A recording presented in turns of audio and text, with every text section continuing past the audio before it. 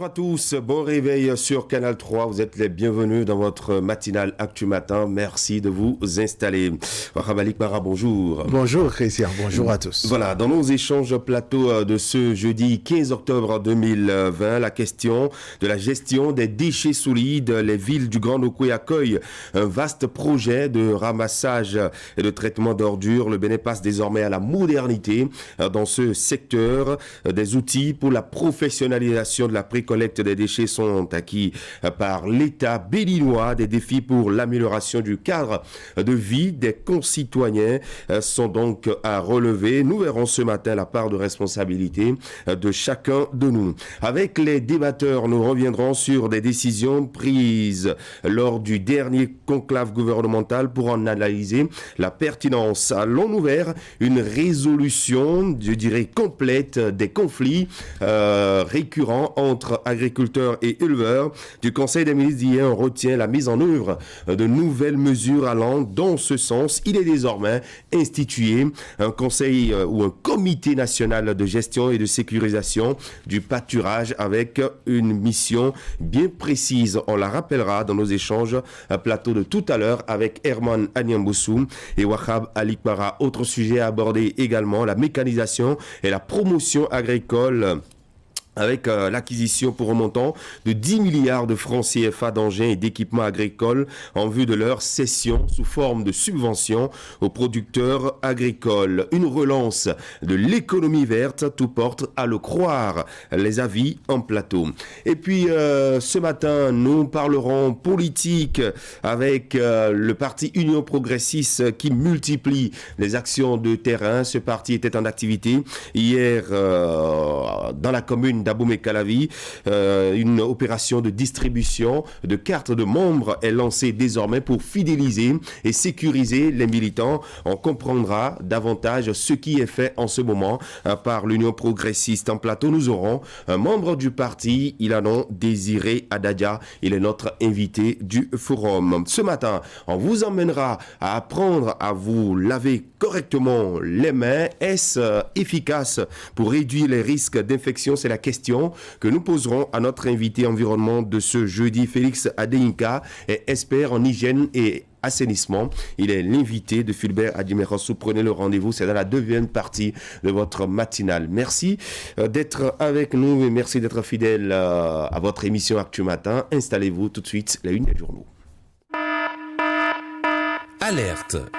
Vous avez 60 ans et plus ou bien vous souffrez d'une affection chronique? Ceci vous concerne. Le coronavirus fait des ravages, surtout dans les rangs des personnes âgées. Pour vous protéger, respectez les consignes. Pratiquez l'auto-isolement. Ne sortez de chez vous que pour cause de nécessité absolue.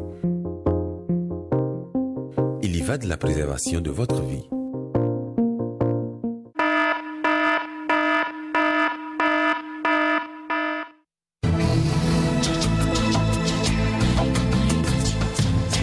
Vous aimez la qualité, vous exigez la finesse. Pour tous vos travaux en impression, flyers, affiches, dépliants, brochures, calendriers, facturiers, faire-part, carte de mariage, carte de visite et vos travaux en sérigraphie. Une seule adresse, l'imprimerie du groupe de presse Fraternité qui vous propose des prix défiant toute concurrence. Imprimerie Fraternité, c'est une équipe dynamique avec du matériel de dernière génération capable de vous produire en quantité, qualité et avec célérité. Imprimerie Fraternité, nous sommes situés à Ménotin dans l'avant de la station Sonacop. Contact 97 60 79 34 95 34 10 47. À l'imprimerie du groupe de presse Fraternité, la qualité est garantie.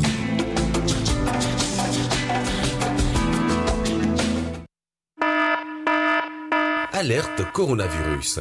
Le coronavirus est une maladie respiratoire grave qui se manifeste notamment par une toux sèche, le rhume, une forte fièvre, des difficultés respiratoires.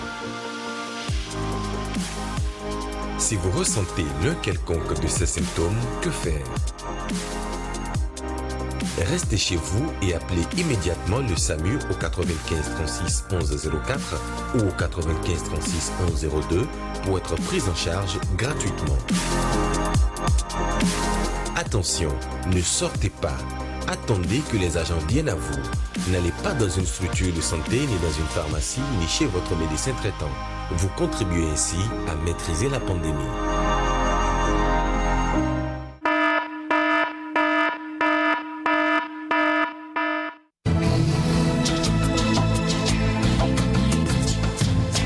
Vous aimez la qualité, vous exigez la finesse. Pour tous vos travaux en impression, flyers, affiches, dépliants, brochures, calendriers, facturiers, faire-part, carte de mariage, carte de visite et vos travaux en sérigraphie. Une seule adresse, l'imprimerie du groupe de presse Fraternité qui vous propose des prix défiant toute concurrence. Imprimerie Fraternité, c'est une équipe dynamique avec du matériel de dernière génération capable de vous produire en quantité, qualité et avec célérité. Imprimerie Fraternité, nous sommes situés à Ménotin dans l'avant de la station Sonacop. Contact 97 60 79 34 95 34 10 47. À l'imprimerie du groupe de presse Fraternité, la qualité est garantie.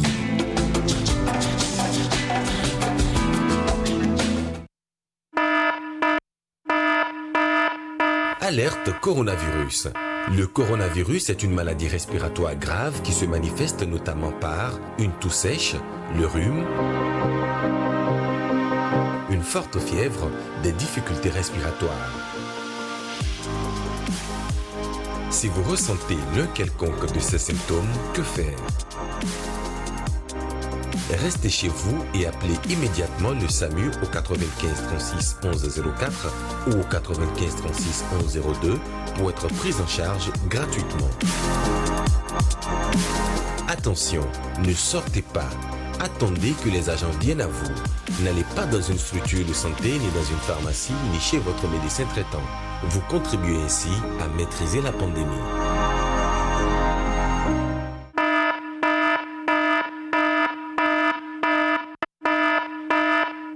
Alerte!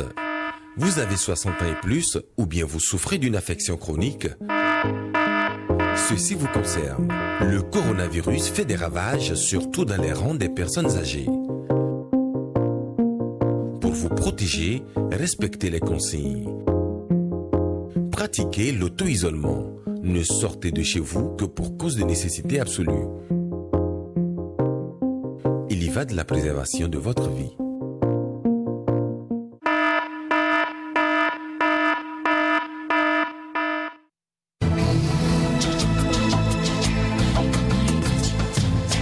Vous aimez la qualité, vous exigez la finesse. Pour tous vos travaux en impression, flyers, affiches, dépliants, brochures, calendriers, facturiers, faire-part, carte de mariage, carte de visite et vos travaux en sérigraphie. Une seule adresse, l'imprimerie du groupe de presse Fraternité qui vous propose des prix défiant toute concurrence.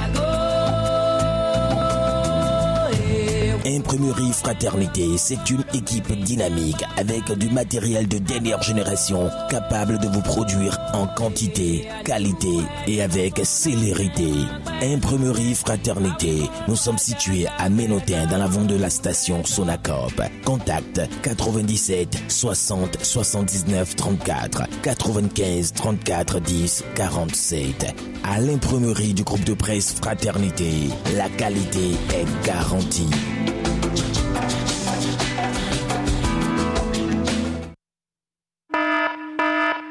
Alerte coronavirus. Le coronavirus est une maladie respiratoire grave qui se manifeste notamment par une toux sèche, le rhume,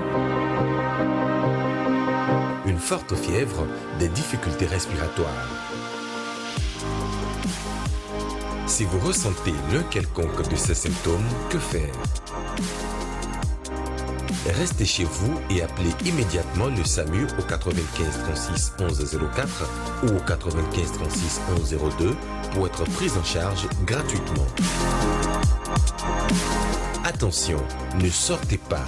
Attendez que les agents viennent à vous. N'allez pas dans une structure de santé, ni dans une pharmacie, ni chez votre médecin traitant. Vous contribuez ainsi à maîtriser la pandémie.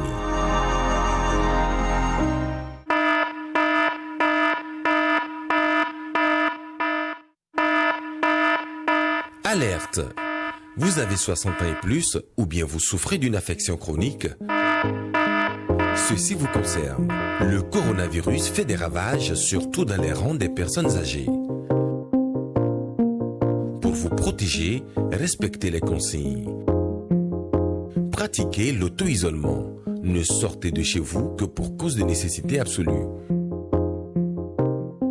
Il y va de la préservation de votre vie.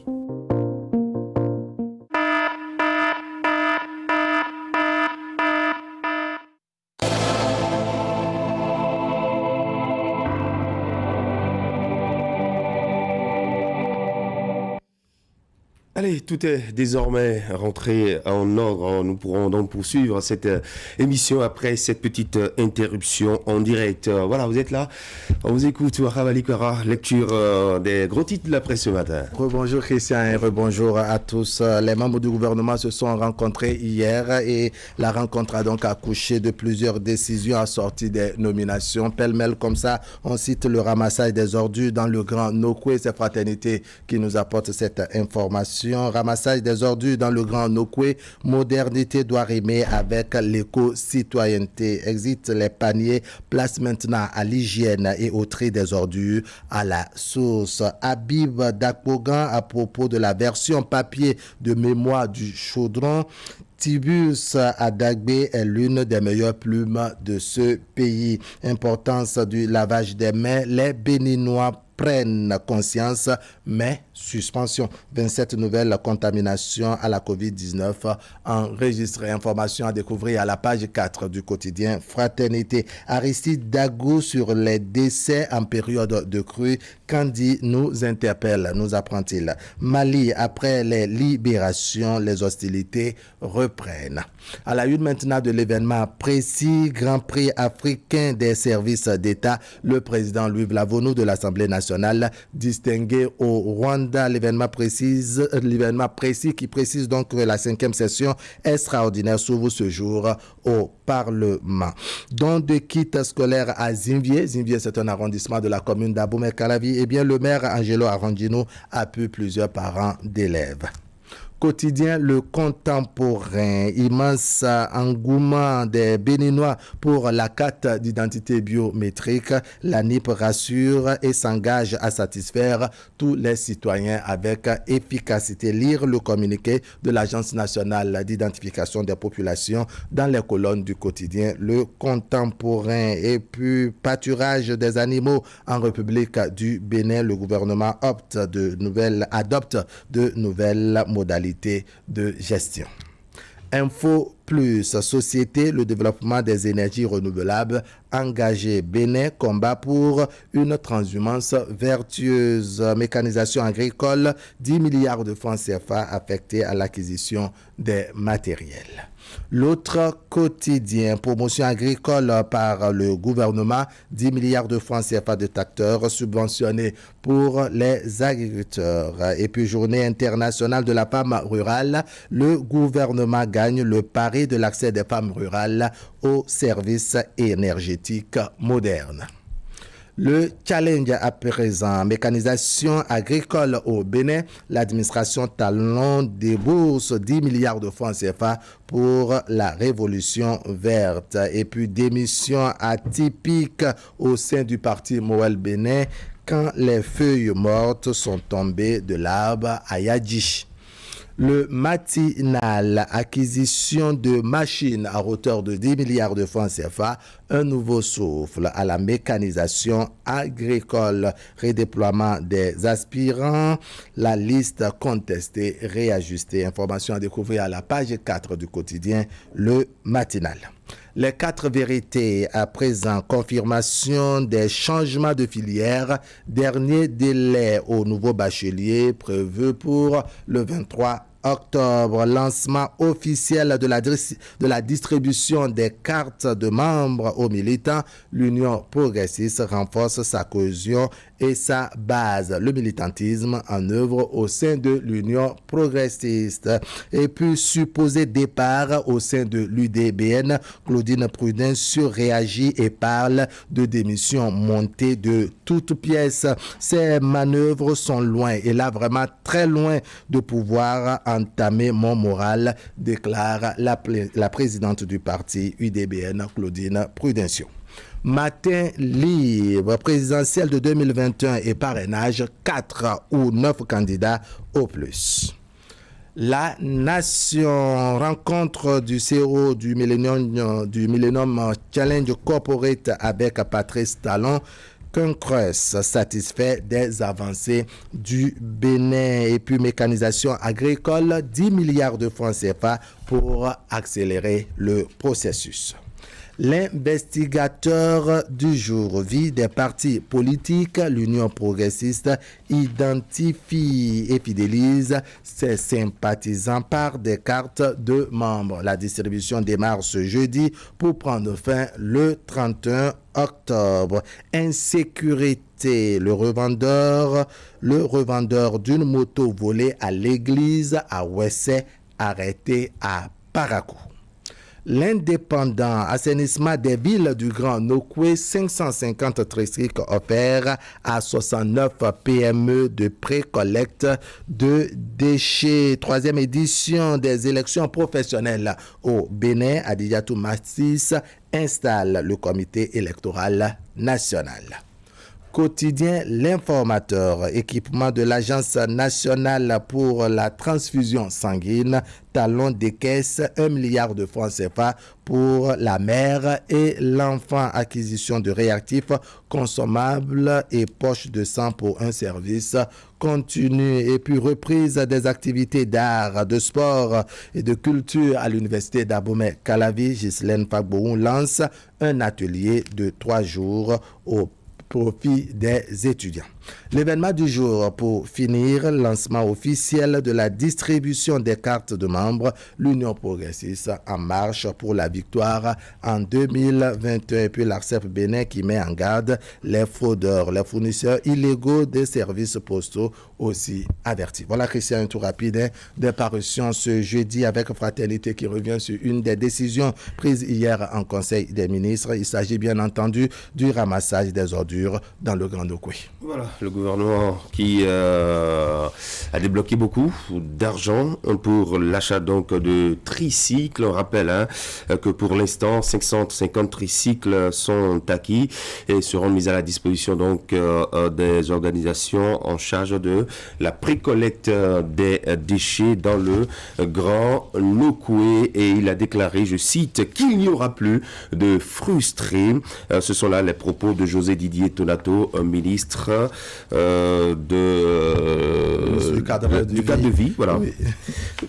Et puis l'Agence nationale pour la transfusion sanguine qui ce matin nous informe le conclave gouvernemental d'hier sera, disons, bien équipé. Le gouvernement débloque à ce niveau également 1 milliard de francs CFA pour l'achat d'intrants. En tout cas, des sujets abordés en Conseil des ministres hier et publiés dans la presse nationale à travers le compte rendu du Conseil des ministres. On va y revenir dans nos discussions de tout à l'heure au forum de discussion avec Herman Anyamboussou et Wahab Alikbara qui nous présentait il y a un instant la une des journaux. En fin d'édition, on retrouvera Asiongbon, Kani Asiongbon pour la revue de presse. Restez avec nous dans un instant. Le mini-journal avec vous, Ingrid Day. Bonjour. Bonjour Christian et bonjour à tous. Dans ce bulletin, l'avis du porte-parole du gouvernement sur l'annonce dans la presse nationale de la candidature du président Patrice Talon à la présidentielle de 2021.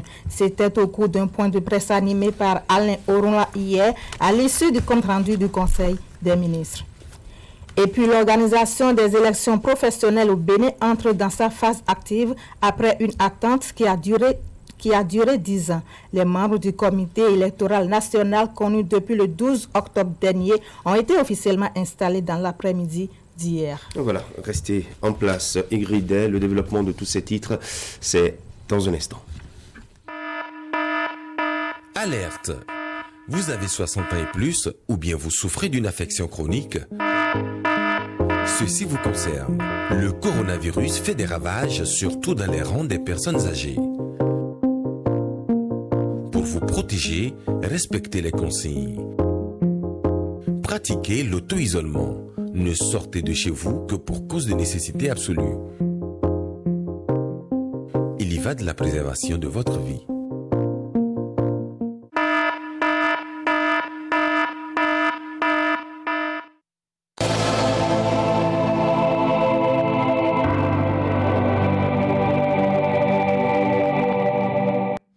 Hier, nous étions mercredi, les membres du gouvernement se sont réunis en conseil et à la suite, donc, le ministre porte-parole du gouvernement a tenu une conférence de presse ou un point de presse pour présenter les grandes décisions issues donc de ce conclave gouvernemental. À la suite, il a répondu à certaines questions des journalistes. Le premier sujet abordé concerne l'annonce dans la presse nationale de la candidature du président Patrice Talon pour la présidentielle de 2021. Voici si Alain Orula confirme ou infirme cette information.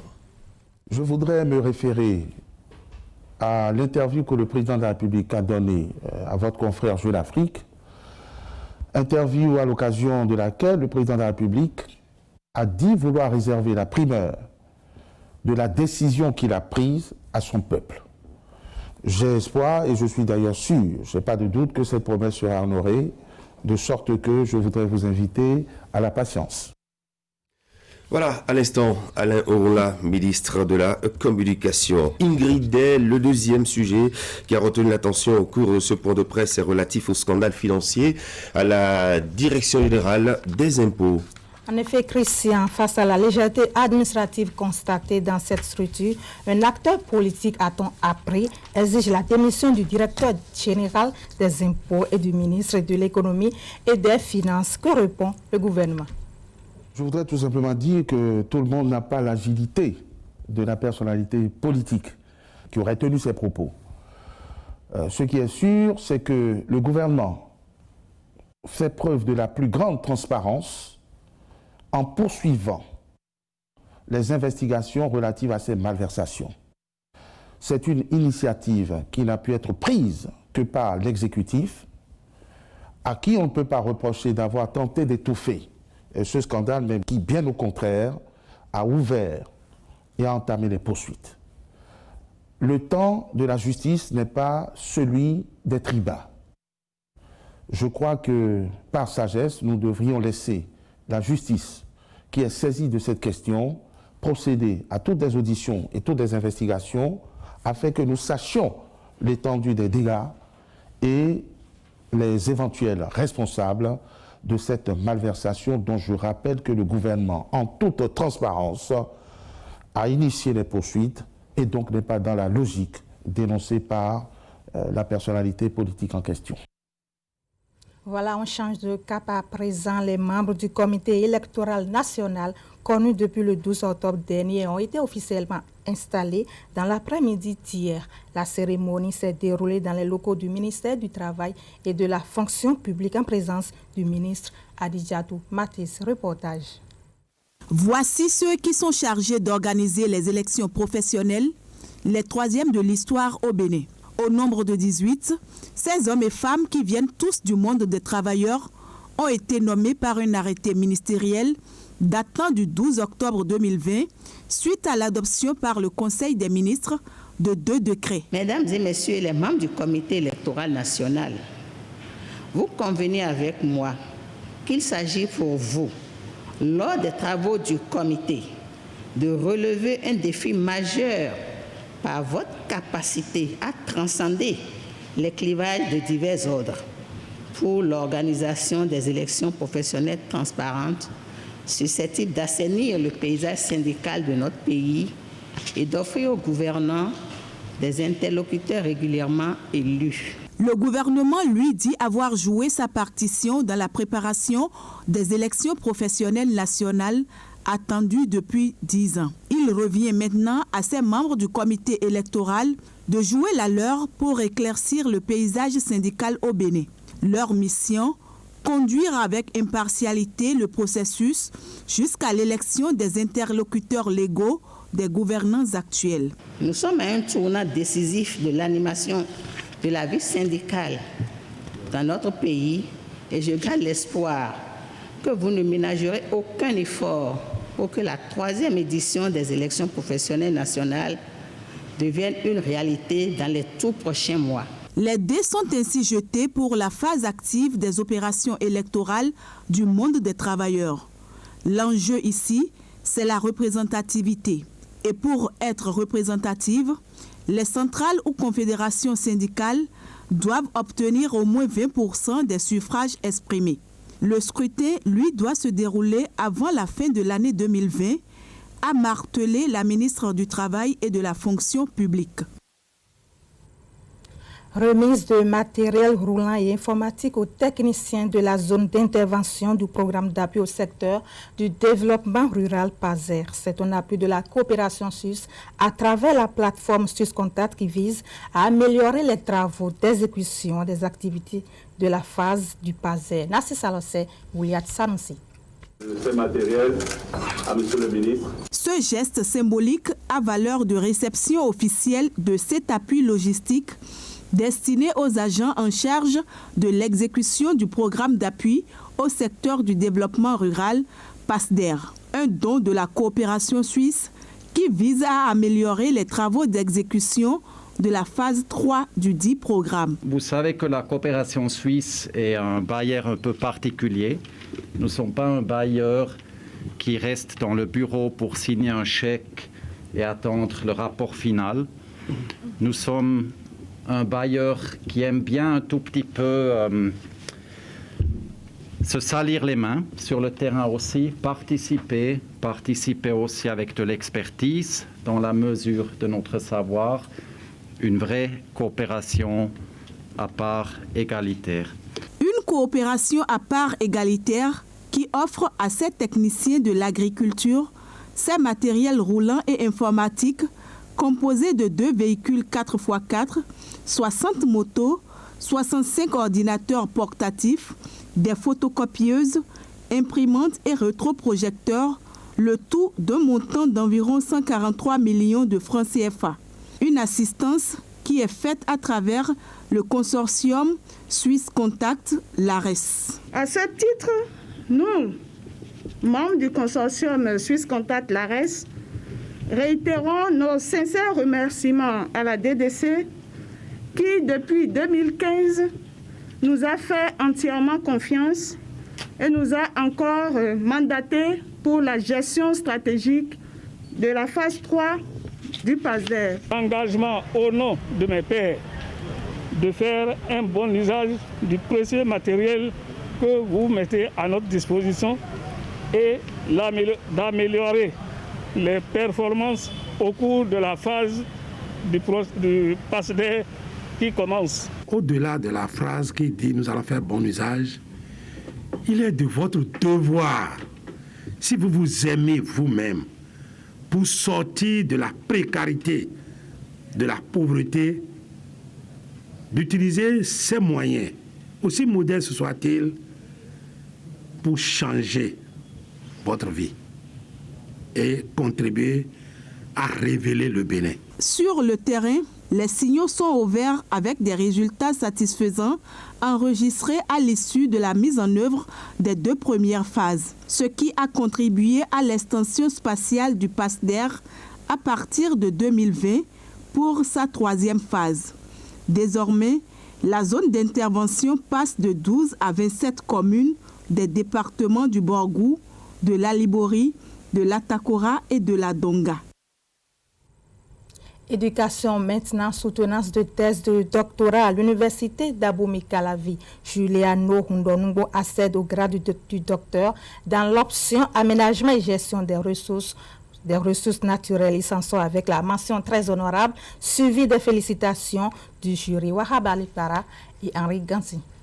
Il se réclame scientifique et le jury international qui a suivi son développement sur toutes ses facettes l'a jugé comme tel.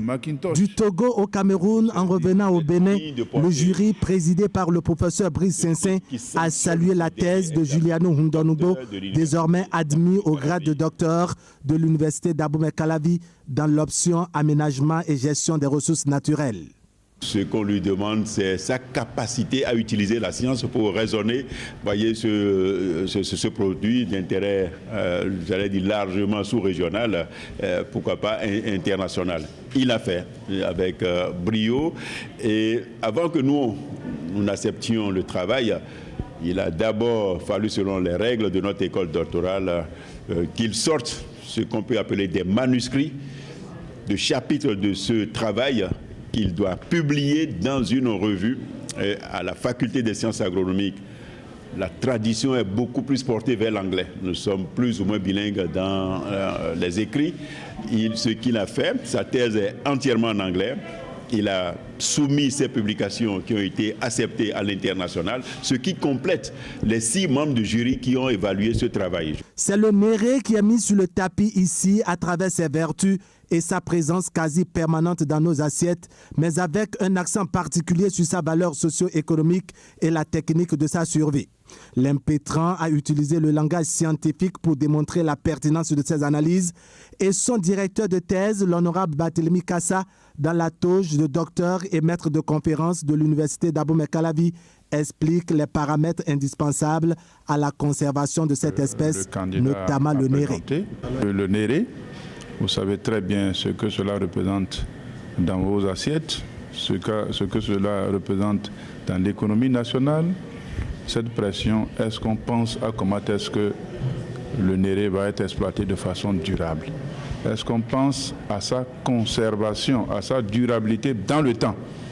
C'est pour ça qu'il faut déterminer certains paramètres écologiques, certains paramètres biologiques qui sont en faveur de la sélection de l'espèce, qui sont en faveur des caractères qui sont recherchés par les populations et voir comment est-ce que ces caractères ne vont pas disparaître dans le temps, notamment en préservant, en voyant dans quelle zone agroécologique, dans quelle phytochorie on pourrait mieux faire la conservation pour avoir toujours un réservoir de semenciers.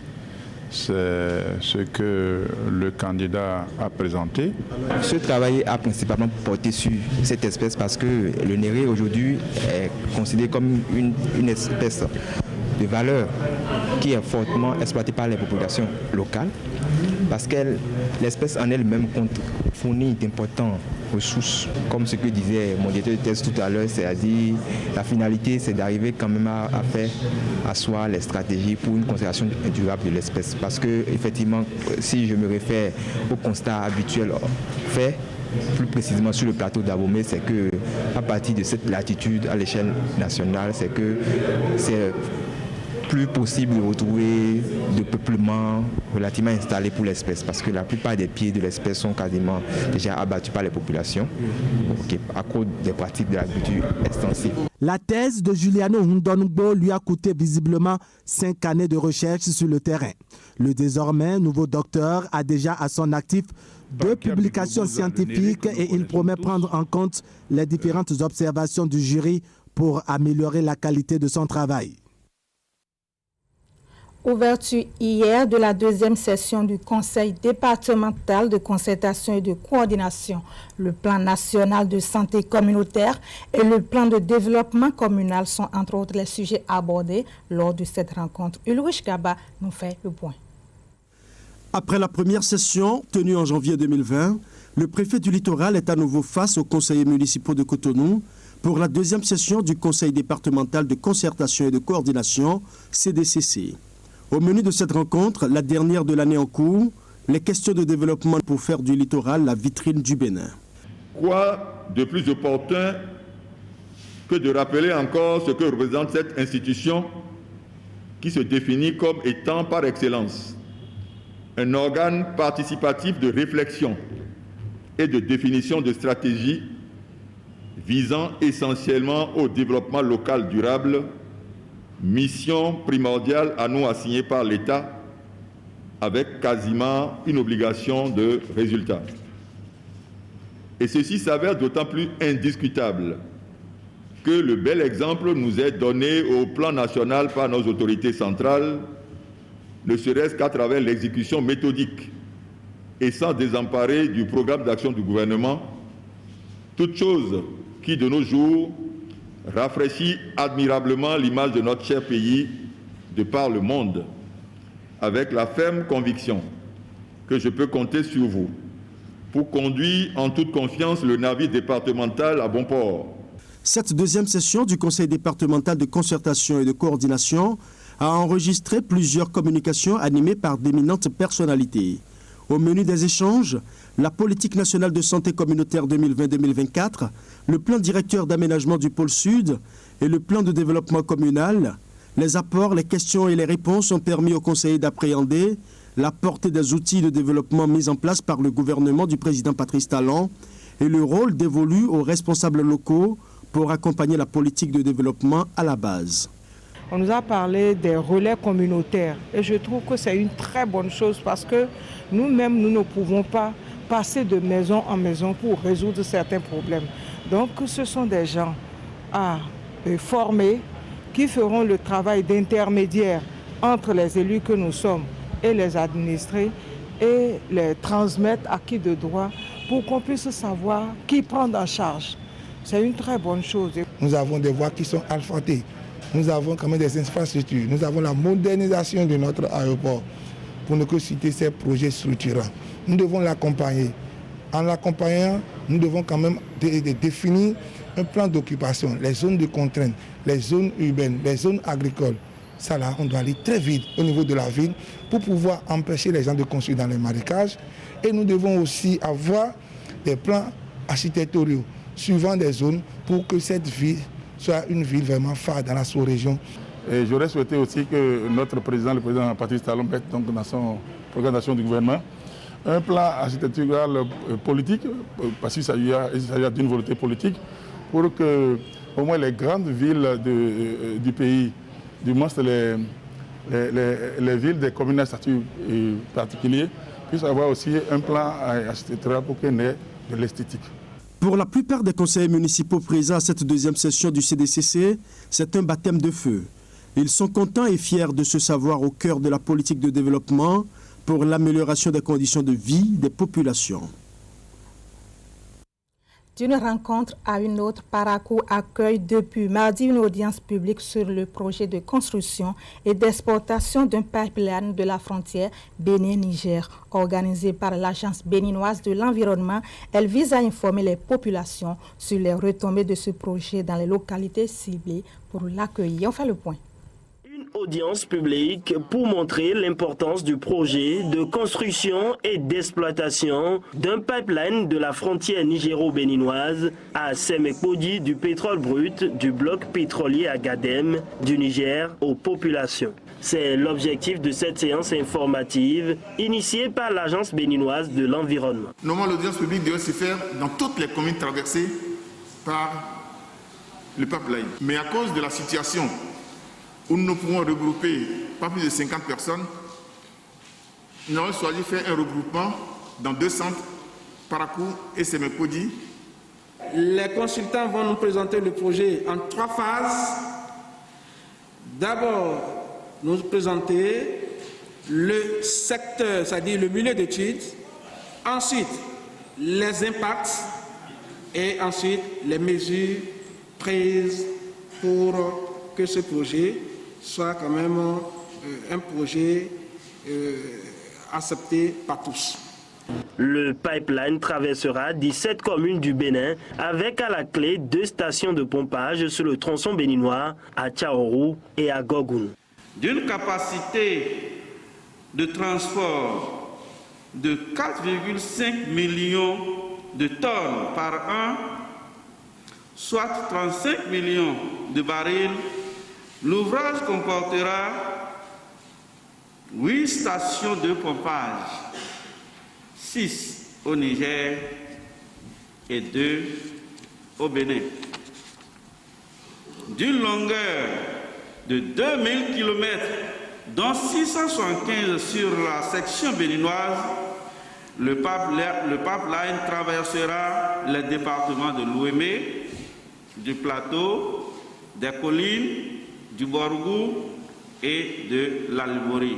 Il s'agit d'un projet qui offre de multiples avantages aux communes qui l'abritent. Il impactera, selon sa présentation, différentes localités à travers la création d'emplois.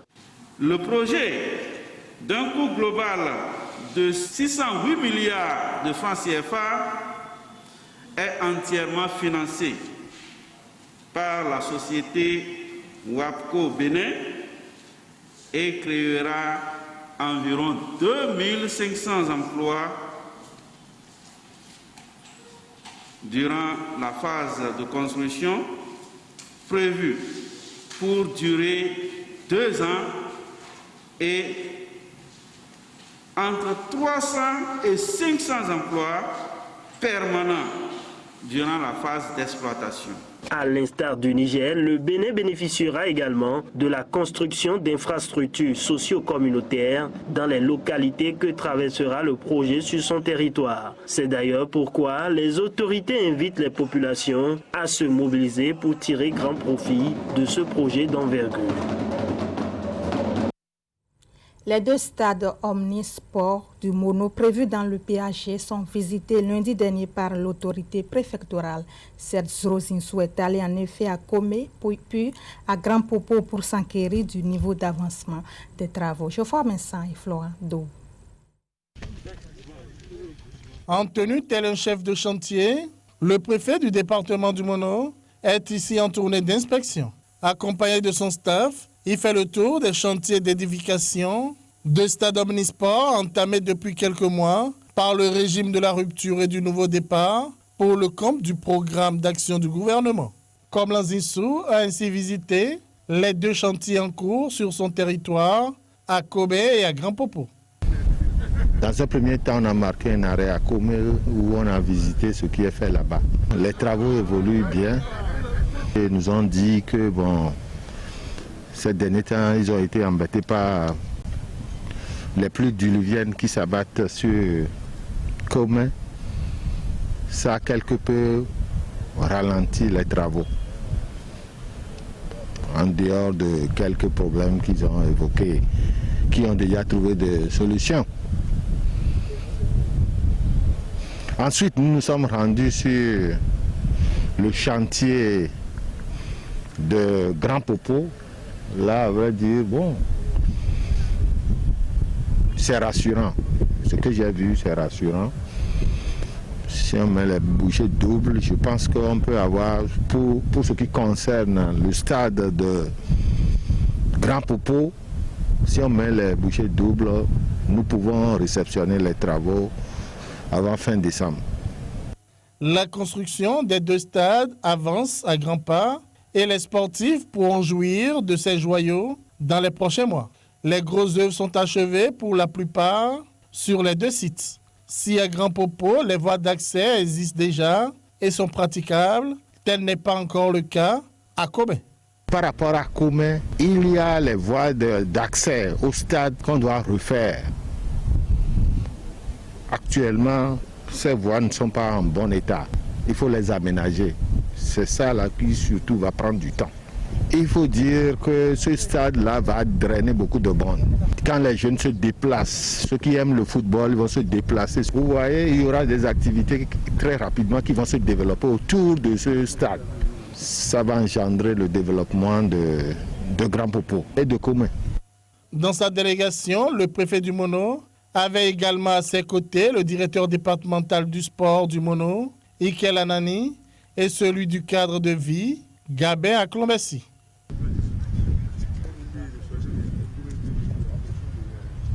Ainsi s'achève cette session d'information. Merci de nous avoir suivis. Agréable journée à vous. Très bien. Merci à vous, Ingrid. Est-ce qu'il vous arrive de vous laver correctement les mains? Ah oui, pourquoi pas. Vous le Et faites? très souvent même, oui. D'accord. Ça permet donc de lutter contre la pandémie du coronavirus, mais on rappelle qu'il y a eu cette journée mondiale du lavage des mains et c'est aujourd'hui jeudi que se célèbre la journée. On va en parler dans la deuxième partie avec Fulbert Adjimerossou et son invité Félix Adéika qui est expert en hygiène et assainissement. En plateau ce matin, parole aux politiques et parole aux acteurs politiques. Nous aurons un acteur politique en plateau. Il nous vient du parti Union Progressiste. Il a été ancien ministre. Désiré Adadia sera avec nous pour nous parler de la vie au sein de l'Union Progressiste qui était d'ailleurs en activité hier dans la commune d'Abomey-Calavi. On va y revenir. Mais avant, des sujets à aborder au forum de discussion avec Herman Anyamosou et Wakhavali Para que j'installe. Le temps de voir ces pubs.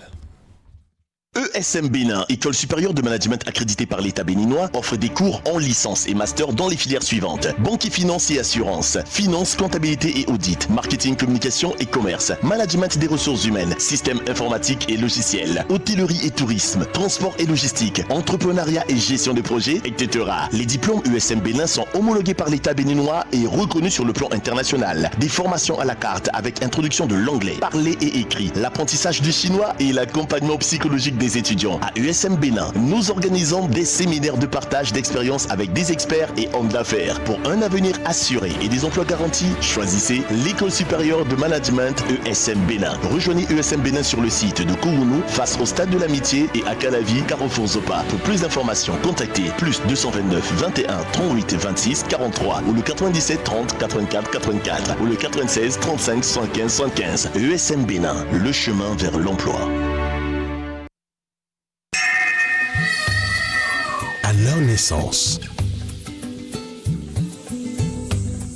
pendant leur enfance,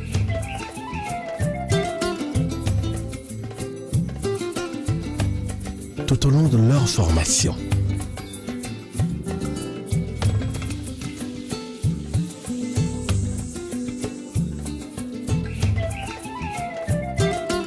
à toutes les étapes de leur vie, nous étions là. Les enfants, c'est ce que nous avons de plus cher. Donnons-leur les moyens de s'épanouir. Faites le nombre d'enfants voulus au moment voulu. Utilisez la méthode contraceptive LAAFIA de votre choix. Les méthodes contraceptives LAAFIA sont disponibles dans les pharmacies, centres de santé et cliniques pro-femmes. LAAFIA, le bonheur de votre famille.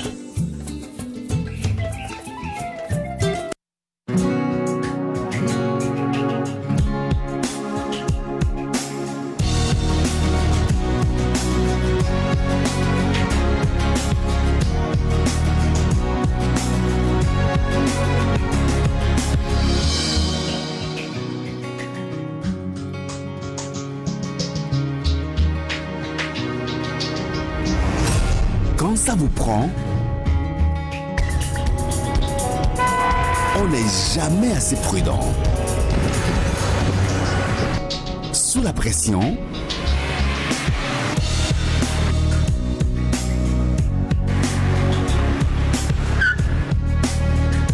prudence est mère de sûreté. Prudence Plus, chaque fois, toutes les fois. Prudence Plus, préservatif de qualité à prix subventionné, en vente partout.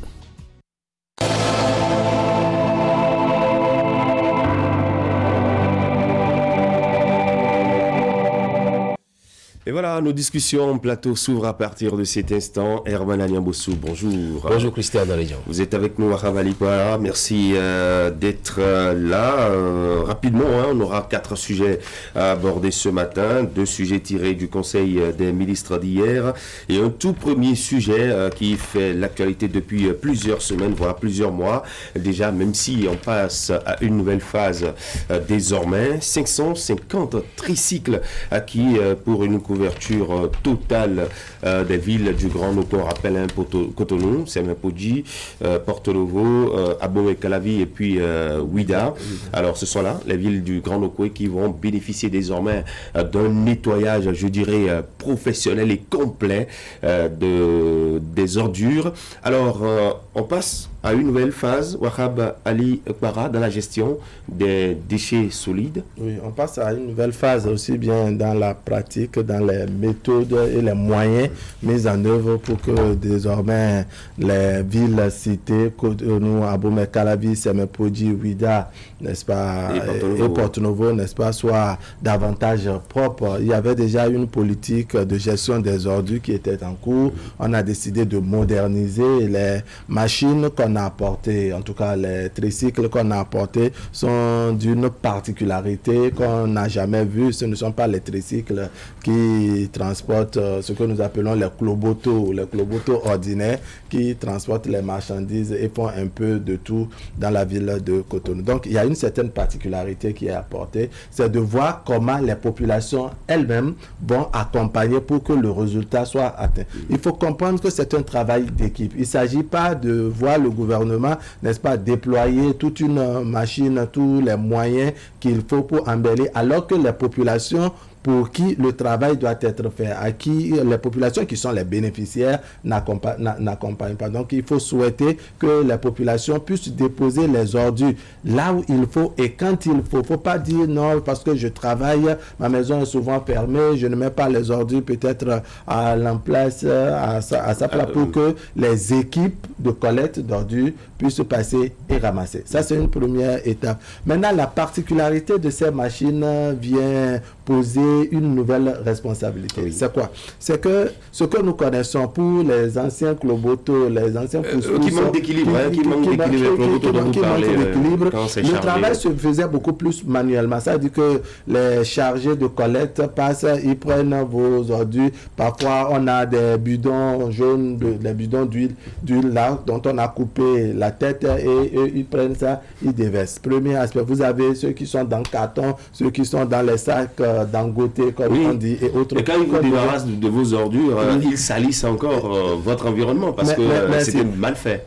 Les machines qui sont venues, les tricycles qui sont là, ont la possibilité de charger eux-mêmes les ordures. Ça veut dire quoi? Que si vous avez vos ordures dans les bidons coupés de 25, 30 litres et autres, 50 litres oui, en tout cas si c'est dans des bidons qui n'ont pas d'accessoires et autres, ce serait difficile à la machine de pouvoir soulever. Donc il y a tout un travail qui doit être fait à ce niveau de manière à ce que vraiment on puisse réussir et gagner le pari. C'est vrai que depuis un bon moment, depuis plusieurs mois déjà, que la phase expérimentale de l'opération est lancée. Nous avons vu un personnel, en tout cas au travail, balayer les rues, ramasser les ordures déposées par les ménages dans les quartiers. Alors désormais, à partir de lundi précisément, si on se réfère donc au chronogramme établi, on aura maintenant une nouvelle manière de faire les choses. Nous sommes habitués à ce qui est en train d'être fait déjà, même si on a noté un certain nombre d'insuffisances à un moment donné. Désormais, la pratique sera beaucoup plus professionnelle. Oui, vous avez tantôt fait la question arabe de savoir si ce n'est pas une nouvelle phase qui démarre. Oui, c'est une nouvelle phase qui démarre dans la pré-collecte ou dans la collecte des ordures ménagères, dans la collecte des déchets solides ménagers. Une nouvelle phase qui appelle de nouveaux comportements, qui appelle de nouvelles organisations, qui appelle également de nouveaux modes de vie, aussi bien des agents de pré-collecte que des populations. C'est vrai, il a mis l'accent sur ce que les populations doivent faire, à savoir déposer les bacs à l'endroit où il faut pour que, une fois de passage, l'équipe puisse prendre. Mais au niveau des agents qui collectent également, c'est comment faire pour que les engins qui ont été acquis et qui ne constituent pas des dons, mais des facilités qu'on leur a accordées, que le gouvernement leur a accordées, comment faire pour que ces ONG puissent rembourser ces facilités qui leur ont été accordées? Comment faire en sorte que les engins puissent également durer dans le temps? Il a fait tantôt appel à ce système qui permet désormais de pouvoir renverser l'ordure dans le bac, dans le tricycle, sans forcément le faire manuellement, mais pourvu que cela dure. Parce qu'on a déjà vu dans ce pays des systèmes comme ça où des gens, ils ont tout ce qu'il faut pour une forme de mécanisation, une forme un système mis en place et tout. Mais une fois qu'on a fait 1, 2 fois, 3 fois, ou soit c'est par le non-savoir parle du truc là, de celui qui manipule la machine, qui fait que ça se gâte vite. Et donc finalement, au bout d'une semaine, 2 semaines de pratique, on retourne aux anciens systèmes manuellement. Donc je pense que oui, ça fait également appel à des bacs qu'il faut déposer devant des maisons, parce qu'on dit que désormais les paniers ne seront plus acceptés parce qu'il faut que le truc puisse saisir le bac en question et pouvoir déverser là où il faut. Désormais, il n'y aura plus de panier. Mais qu'est-ce qu'on fait?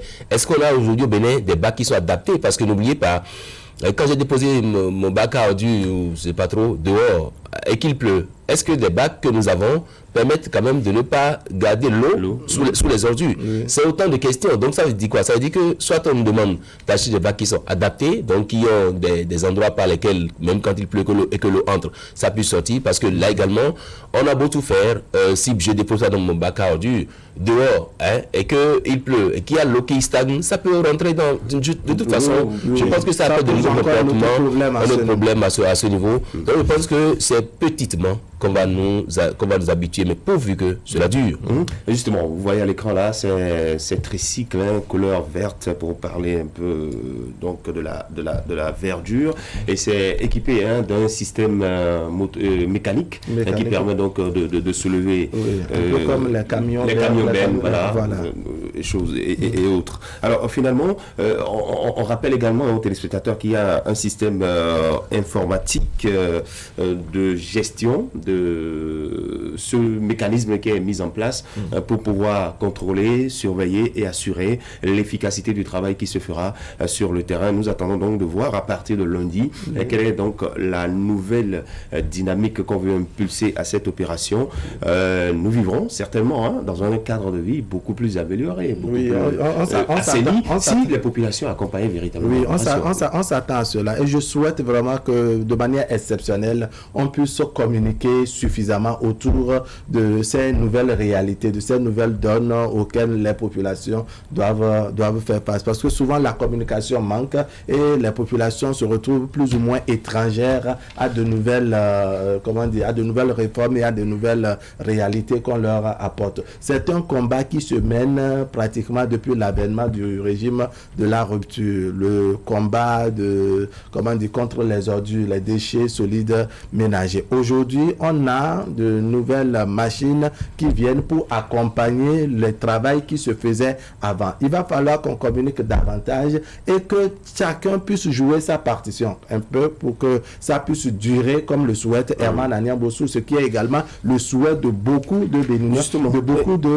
Béninois. Le cercle que ça prend, le grand Nokwe qu'on a cité, il va falloir que les ONG chargées, donc à qui le gouvernement a accordé de facilité, puisqu'on a bien précisé que ce n'est pas un don, n'est-ce pas, pour que ces ONG puissent faire leur travail, que les populations également puissent faire ce qui relève de leur responsabilité, puisque après tout, c'est nous tous qui allons gagner. Voilà.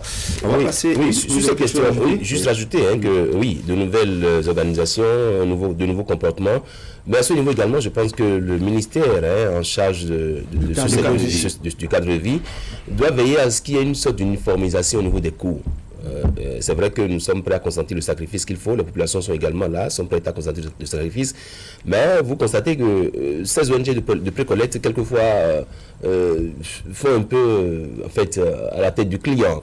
La notion du ménage, on vient dans une maison par exemple où il y a 5 chambres, je ne sais pas comment ça se fait, il faut qu'on nous explique comment ça va se faire, parce que justement c'est vrai, il ne faudrait pas qu'il y ait un surcoût incontrôlé, il faut qu'on essaie d'organiser un peu les choses pour qu'on continue de sensibiliser, qu'on continue d'expliquer le mécanisme, comment cela... Expliquer le mécanisme aux populations, d'accord, mais amener les ONG également à uniformiser leurs coûts, à ne pas, se complaire dans des discriminations, dans des comportements qui font que les populations quelquefois se braquent contre ce genre de choses. Vous voyez, l'ONG par exemple qui doit passer un lundi et passer l'autre fois le vendredi, il ne passe pas le lundi, et c'est une fois le vendredi qu'il passe, mais une fois que moment vient, une fois que le moment vient de prendre de l'argent, on est prêt et je pense qu'il faut qu'on essaie de travailler là-dessus.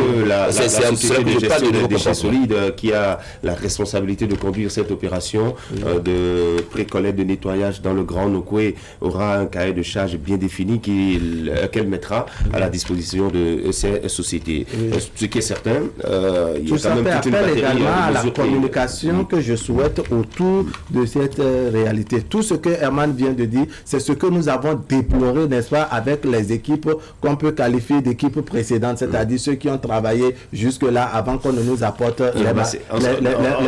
On ne sait pas, est-ce que c'est au prorata, n'est-ce pas, du nombre de chambres, du nombre de ménages dans une maison, n'est-ce pas, que la répartition, que le coût est fixé. Est-ce que c'est en fonction de ménages, est-ce que c'est en fonction de la quantité, en fonction de la quantité des ordures et autres, on ne comprend pas. Donc pour une zone où on doit passer, ou bien un ménage, on doit passer, ramasser 2 fois dans la semaine par exemple, il se peut qu'on passe peut-être une seule fois et pourtant on réclame l'argent. Parce que quand l'heure de prendre l'argent vient, on est beaucoup plus rigoureux que quand il s'agit de ramasser. Et surtout, dans ce secteur, quand on a investi autant de sous pour des facilités aux ONG, je pense qu'il faut mettre en place une ligne verte pour que le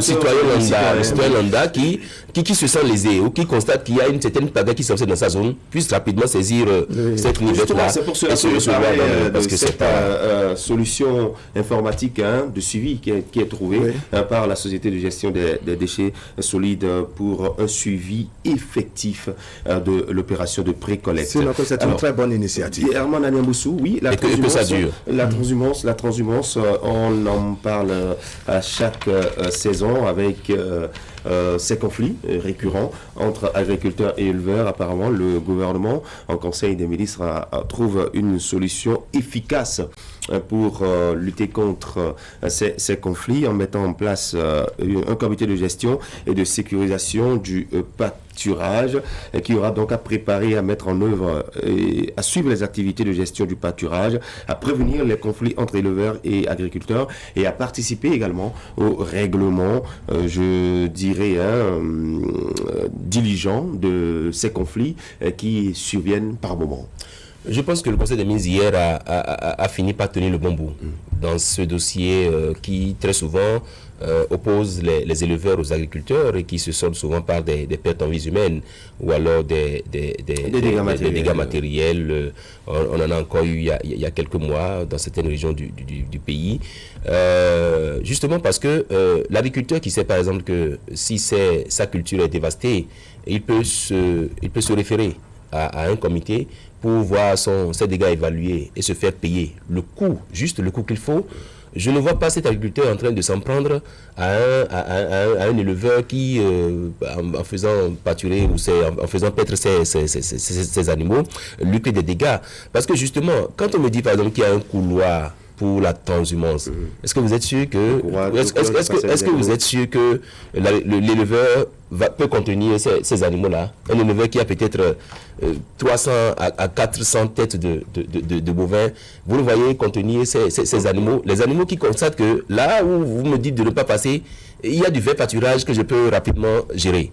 Et je pense qu'ils tiennent finalement le bon bout, à savoir mettre en place un comité, mais il faut également que le comité soit bien formé, bien informé, pour que les conflits, une fois que ça naisse, ne puissent pas durer. Parce que si également, je constate qu'on a dévasté ma culture et qu'au bout de 2, 3, 4 semaines, on me fait tourner en rond, ça peut davantage rallumer le feu. Et donc, il faut vraiment qu'on y aille très vite. Oui, et vous voulez qu'on y aille très vite. Le gouvernement joue sa partition. Les députés, entre-temps, également, avaient joué leur partition à travers une loi portant code pastoral en République du Bénin. Une batterie de mesures. C'est bien évidemment l'application de ces mesures qui très souvent posent problème. Oui, c'est l'application qui pose problème. Mais c'est déjà intéressant de voir que ce problème n'échappe pas au gouvernement.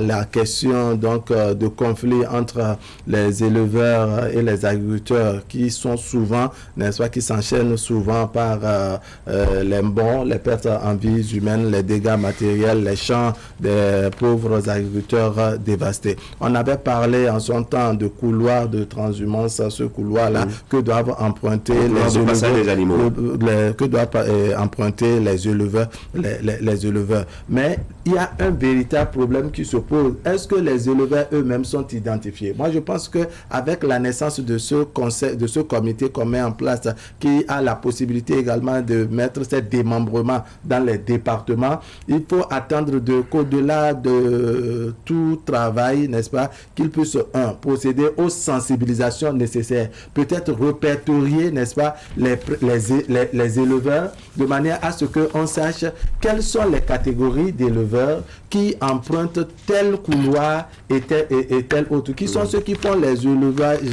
l'élevage local et qui ne sont pas peut-être des éleveurs à grande échelle, qu'on puisse les identifier et que la sensibilisation puisse se faire de manière à ce que l'éleveur sache qu'il doit emprunter tel couloir, il doit éviter que ces animaux aillent créer des dégâts à tel endroit, qu'on puisse également répertorier là où on peut venir porter plainte au cas où il y a dégâts, c'est-à-dire là où les agriculteurs peuvent se référer. Mais le mérite donc de cette équipe, lorsqu'elle va prendre ses services, c'est de prévenir, parce que je crois que le Conseil des ministres attribue dans les cahiers de charge donc de cette équipe, de cette structure qui sera mise en place, c'est de prévenir les conflits entre agriculteurs. Oui, la prévention. La prévention, c'est-à-dire que c'est un travail qui est fait en amont. Et un travail fait en amont doit prendre en compte la sensibilisation des deux camps, éleveurs et agriculteurs, de manière à ce que vraiment on puisse éviter. Maintenant, en cas de conflit, c'est-à-dire que vous avez beau mis les barrières à gauche et à droite, n'est-ce pas, pour prévenir, il se peut qu'il y ait des détails qui vous échappent et qu'on assiste effectivement à des conflits. Que ce comité, qui est donc proche des éleveurs et des agriculteurs, puisse avoir le management qu'il faut pour apporter les solutions. Les solutions, c'est ça, intervenir donc dans ces conflits et coller les morceaux, si on peut le dire. Justement, dans ce dossier, il faut quand même situer les responsabilités. Il y a d'un côté un acteur ou des acteurs qui, eux, ne bougent pas. Ils sont sur place. Les agriculteurs. Ça, c'est les agriculteurs. Oui. Il y a les autres qui sont en mouvement. Et aujourd'hui, quand on parlait un peu de cette activité des éleveurs, ce n'est plus une activité essentiellement nationale. Il y a des éleveurs qui quittent le Nigeria, il y en a qui quittent d'autres pays de la sous-région, qui doivent emprunter des couloirs pour joindre un autre bout de la planète ou un autre bout du continent. Et donc, dans ça, identifier les éleveurs, ça va être un peu compliqué. Ça va être très compliqué. Plutôt, quand vous voyez un peu l'activité de sensibilisation, ça doit concerner les agriculteurs parce qu'eux, au moins, on les connaît. On sait par exemple que dans telle zone, dans telle commune de Zanyando, il y a telle famille qui cultive tel produit à tel niveau. C'est plutôt de leur dire, attention, si désormais, vous voyez des gens qui passent et qui dévastent nos cultures, ne vous en prenez pas à eux, adressez-vous à tel comité qui est mis en place. C'est pourquoi je dis, le tiré numéro 3, participer au règlement diligent des conflits éventuels. Le diligent, ça vaut son pesant d'or. Parce que si je sais qu'une fois que j'ai semé, j'ai mis en terre des tubercules, d'igname et tout, et qu'on est venu dévaster, si je sais que je vais être dédommagé à juste titre, pourquoi est-ce que je m'en prendrais à quelqu'un que je sais assez fort, plus fort que moi? Parce que quand on voit les éleveurs, ils sont dotés de tout ce qu'il faut pour, en cas d'attaque, réagir. Donc je pense que généralement, c'est dans ce rapport de force là que les dégâts se viennent. À faire et des propositions à faire. On saura davantage quelle sera sa mission, ce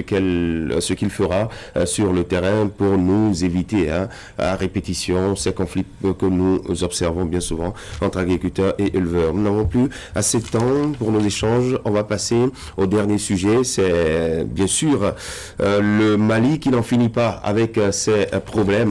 Moins d'une semaine après la libération d'otages, de 2 otages maliens, on va parler également de la libération de la Française Sophie Pétronet et puis de l'opposant Soumaïla Cissé. Nous voici maintenant avec des attaques. On rappelle qu'il y a, semble-t-il, un accord entre le gouvernement mis en place et les djihadistes pour que 200 combattants djihadistes ou présumés soient libérés, ce qui a été fait. Mais cette fois-ci, il y a des attaques contre l'armée malienne hier. Ces attaques qui sont revendiquées par un groupe appelé le groupe de soutien à l'islam et aux musulmans. Herman Anyambossou. Non, je pense que ces hostilités nous ramènent un peu à l'essentiel, à savoir que le tout ne suffit pas de libérer des djihadistes, mais c'est d'aller vers un dialogue. De faire en sorte que ces conflits ne puissent plus trouver leur raison d'être. Parce que oui, quand la crainte des populations est fondée, quand elles pensent qu'on ne peut pas libérer des centaines de djihadistes contre deux personnes et qu'on aurait dû négocier autrement cette libération-là.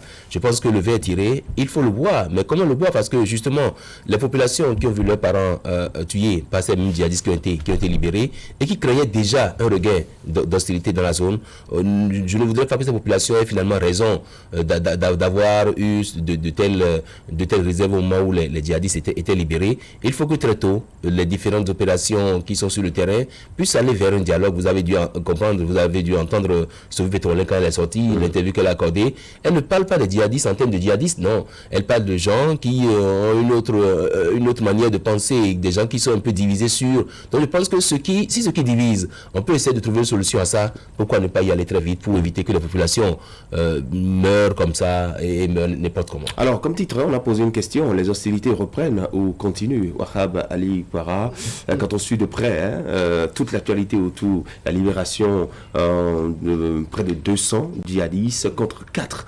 otages, est-ce que ça ne vient pas renforcer un peu ces organisations de djihadisme? Oui, un renfort, mais c'est un peu une rupture dans la continuité, une continuité dans la rupture au niveau du Mali. Au niveau du Mali, en ce qui concerne donc ces attaques, le Mali est agité depuis bien longtemps. Ça fait plusieurs années déjà qu'il y a une certaine instabilité au niveau du Mali avec les attaques des djihadistes, avec les difficultés au niveau même des populations locales, pour ne pas dire des Maliens eux-mêmes. Donc c'est un véritable problème. Et la question des djihadistes, il n'y a pas que le Mali, c'est pratiquement toute la sous-région, n'est-ce pas, ouest-africaine, qui est plus ou moins menacée par les djihadistes, de manière à ce que cette libération qu'on a accordée donc aux combattants djihadistes ou présumés, parce qu'il faut garder toujours cette présomption d'innocence, ou présumés djihadistes, censés apporter une certaine solution. On a constaté que ça n'a pas duré. Automatiquement, l'armée malienne souveraine s'est vue attaquer. Donc, les interprétations qu'on fait de ces djihadistes et qui l'on se réfère donc à la française, au propos de la française, je crois, capturée depuis 2016, Sophie Pétrolin, on se rend compte effectivement que c'est la notion qu'on a des djihadistes n'est pas ce qu'elle a exposé. Elle a exposé, c'est un peu comme si c'est autour de certains idéaux, n'est-ce pas, que les djihadistes en question et, les autorités maliennes ou les autorités des pays où interviennent les djihadistes ne s'entendent pas. Les questions, peut-être les questions religieuses, les modes de gouvernance dans certains endroits. Et les territoires qui sont bien souvent revendiqués aussi. Voilà, vous voyez donc que les attaques soient perpétrées et qu'il y ait un groupe qui sort pour revendiquer, ça pose un véritable problème. S'il y a possibilité alors de trouver solution autour des idéaux qui fissurent les djihadistes et les autorités, je pense qu'il y a nécessité peut-être de trouver une formule, même si ce ne serait pas passé à une table de dialogue, qu'on trouve la méthode qu'il faut pour que les populations puissent dormir sur leurs deux oreilles. Merci beaucoup. Merci à vous, Wahab Ali Para. Herman Anemoussou, vous restez en place. Nous allons recevoir notre invité du jour, Désiré Adadja, membre fondateur du parti Union Progressiste, ce parti qui était en activité politique hier dans la commune d'Abomey-Calavi. On comprendra mieux ce qui a été fait. Nous prenons des mesures de sécurité pour vous et pour nous. Face au Covid-19, LBM Syste Location de voitures vous protège. Nous mettons un point d'honneur sur le respect des consignes par nos conducteurs.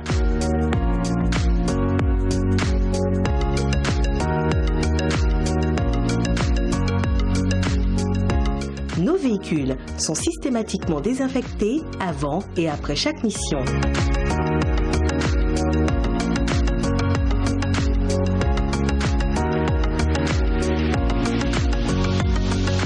Faites-nous confiance. Votre sécurité, notre préoccupation. SIST LBM Location de voitures. Contact 60 60 60 63.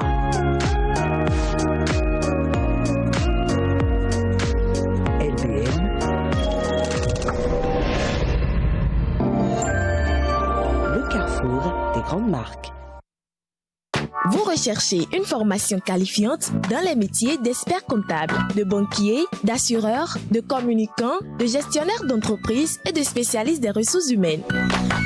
L'Institut supérieur d'expertise et de gestion, fondé et dirigé par une association d'universitaires et de professionnels, prépare au diplôme d'état de licence et master dans les filières comptabilité, contrôle de gestion et audit, management des ressources humaines, banque, finance et assurance, marketing et communication. À l'ISEG, préparez également votre diplôme d'expertise comptable suivant le cursus français, en présentiel et via notre système de e-learning. Grâce à nos partenariats avec une vingtaine d'entreprises et institutions, l'ISEG garantit les stages d'immersion professionnelle à tous ses apprenants. Mieux, votre mobilité académique vers les universités partenaires du Bénin, de la Tunisie et du Cameroun est assurée.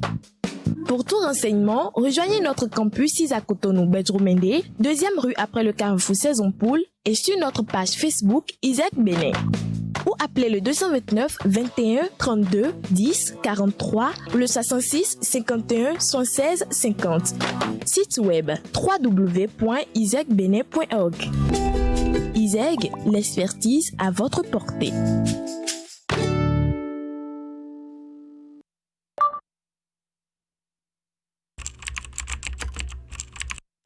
Votre chaîne Canal 3 Bénin à portée de main.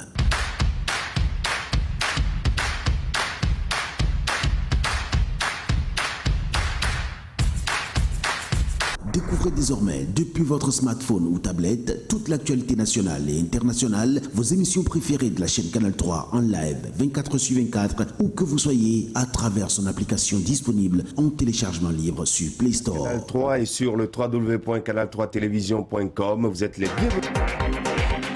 Canal 3, la passion de l'image.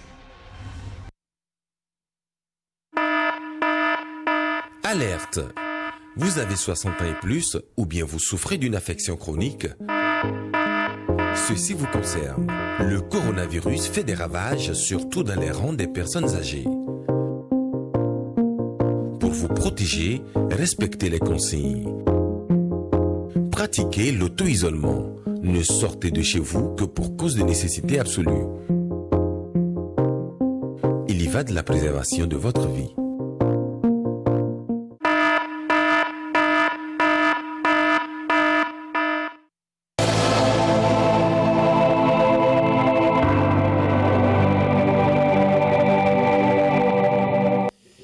Voilà, l'actualité nationale de plus en plus dominée par la politique et ce matin on parlera donc politique avec notre invité du jour, Désiré Adadia, bonjour. Bonjour. Voilà, ancien ministre, on va revenir sur ça à plein, membre fondateur du parti Union Progressiste. Oui, on sent votre parti s'investir chaque jour, chaque semaine et beaucoup plus sur le terrain, permanemment au contact de vos militants, des populations. C'est quoi la dynamique que vous imprimez depuis un moment? Non, c'est celle d'un parti qui se construit, un parti politique moderne, un parti politique qui répond vraiment à la définition de ce qu'un parti politique doit être, c'est-à-dire un animateur de la vie politique. Ça veut dire beaucoup de choses. Ce n'est pas simplement des meetings, ce n'est pas simplement des slogans, ce n'est pas seulement de la publicité, ou même de la communication simple. C'est aussi une formation en profondeur, une sensibilisation, un enracinement, parce que l'objectif premier d'un parti politique, vrai, c'est la conquête du pouvoir. Et ça veut dire conquête. Conquête signifie bataille, ça veut dire il faut travailler, c'est pas la guerre certes, mais il faut s'organiser, il faut planifier des choses à long terme, il faut avoir une vision, la faire partager par le plus grand nombre, former des gens pour que demain émergent des leaders qui soient en mesure de diriger la cité. Ce n'est pas une petite tâche.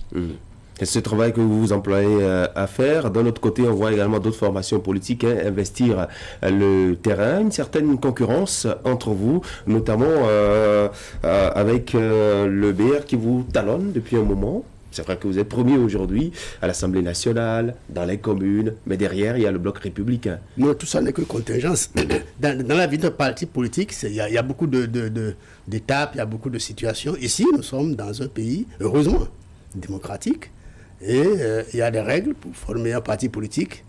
Et puis, il y a la place pour tous. Il y a la place pour toutes les sensibilités. C'est ça qui fait la qualité du débat. La diversité des sensibilités, la diversité des opinions. Et c'est ça qui permet à l'opinion publique de se former et de faire ses choix. Est-ce qu'on peut aujourd'hui catégoriser les militants que l'Union progressiste a et dire on a tel type de militant, tel type de militant? Non, dans nos propres statuts, il y a des catégories. Oui, allez-y. Il y a des membres. Vous êtes membre lorsque vous adhérez aux valeurs que le parti véhicule et à ses statuts. Donc, vous décidez vous-même de venir être membre ou vous, par l'intermédiaire de quelqu'un qui vous a sensibilisé, qui vous a convaincu, vous venez. Mais ça ne suffit pas. Pour être membre actif, parce qu'il y a membres et membres actifs, il faut participer en plus aux activités du parti, il faut détenir sa carte de membre. C'est justement le sens de la cérémonie d'hier et montrer un certain engagement, une volonté et surtout être prêt à amener d'autres à adhérer au parti. Donc il y a membres, c'est vrai, mais il y a aussi membres actifs. Nos statuts font la distinction, mais aussi il y a des sympathisants, il y a des gens qui peuvent soutenir l'action du parti sans être vraiment membre. Est-ce que la carte de membre, détenir une carte de membre, offrirait certains avantages ou me donne droit à certaines choses au sein du parti? Non, la carte de membre est un attribut du membre que le parti lui doit. Parce que le parti a le devoir... D'abord, elle n'existe que par ses membres. Donc la première des choses, c'est de les identifier. Il n'y a pas de parti sans les membres. Il faut que le parti sache qui est membre, combien de membres, quelles sont les qualités des membres et sur qui peut compter. Parce que les membres, ce n'est pas des électeurs. Ils sont électeurs d'office, bien sûr, mais ce n'est pas parce que vous avez eu 1 million d'électeurs à une élection que vous avez 1 million de membres dans votre parti. Vous pouvez n'avoir que, je sais pas, 100 000 membres. Et puis gagner une élection. Donc les membres, ce sont les soldats du parti. Est-ce qu'au contraire, avoir une carte de membre me confère des devoirs? Ah oui, surtout, mais aussi des droits. Oui. Des devoirs parce que d'abord, vous devez œuvrer à l'enracinement du parti, vous devez œuvrer à défendre les valeurs et à incarner les valeurs du parti.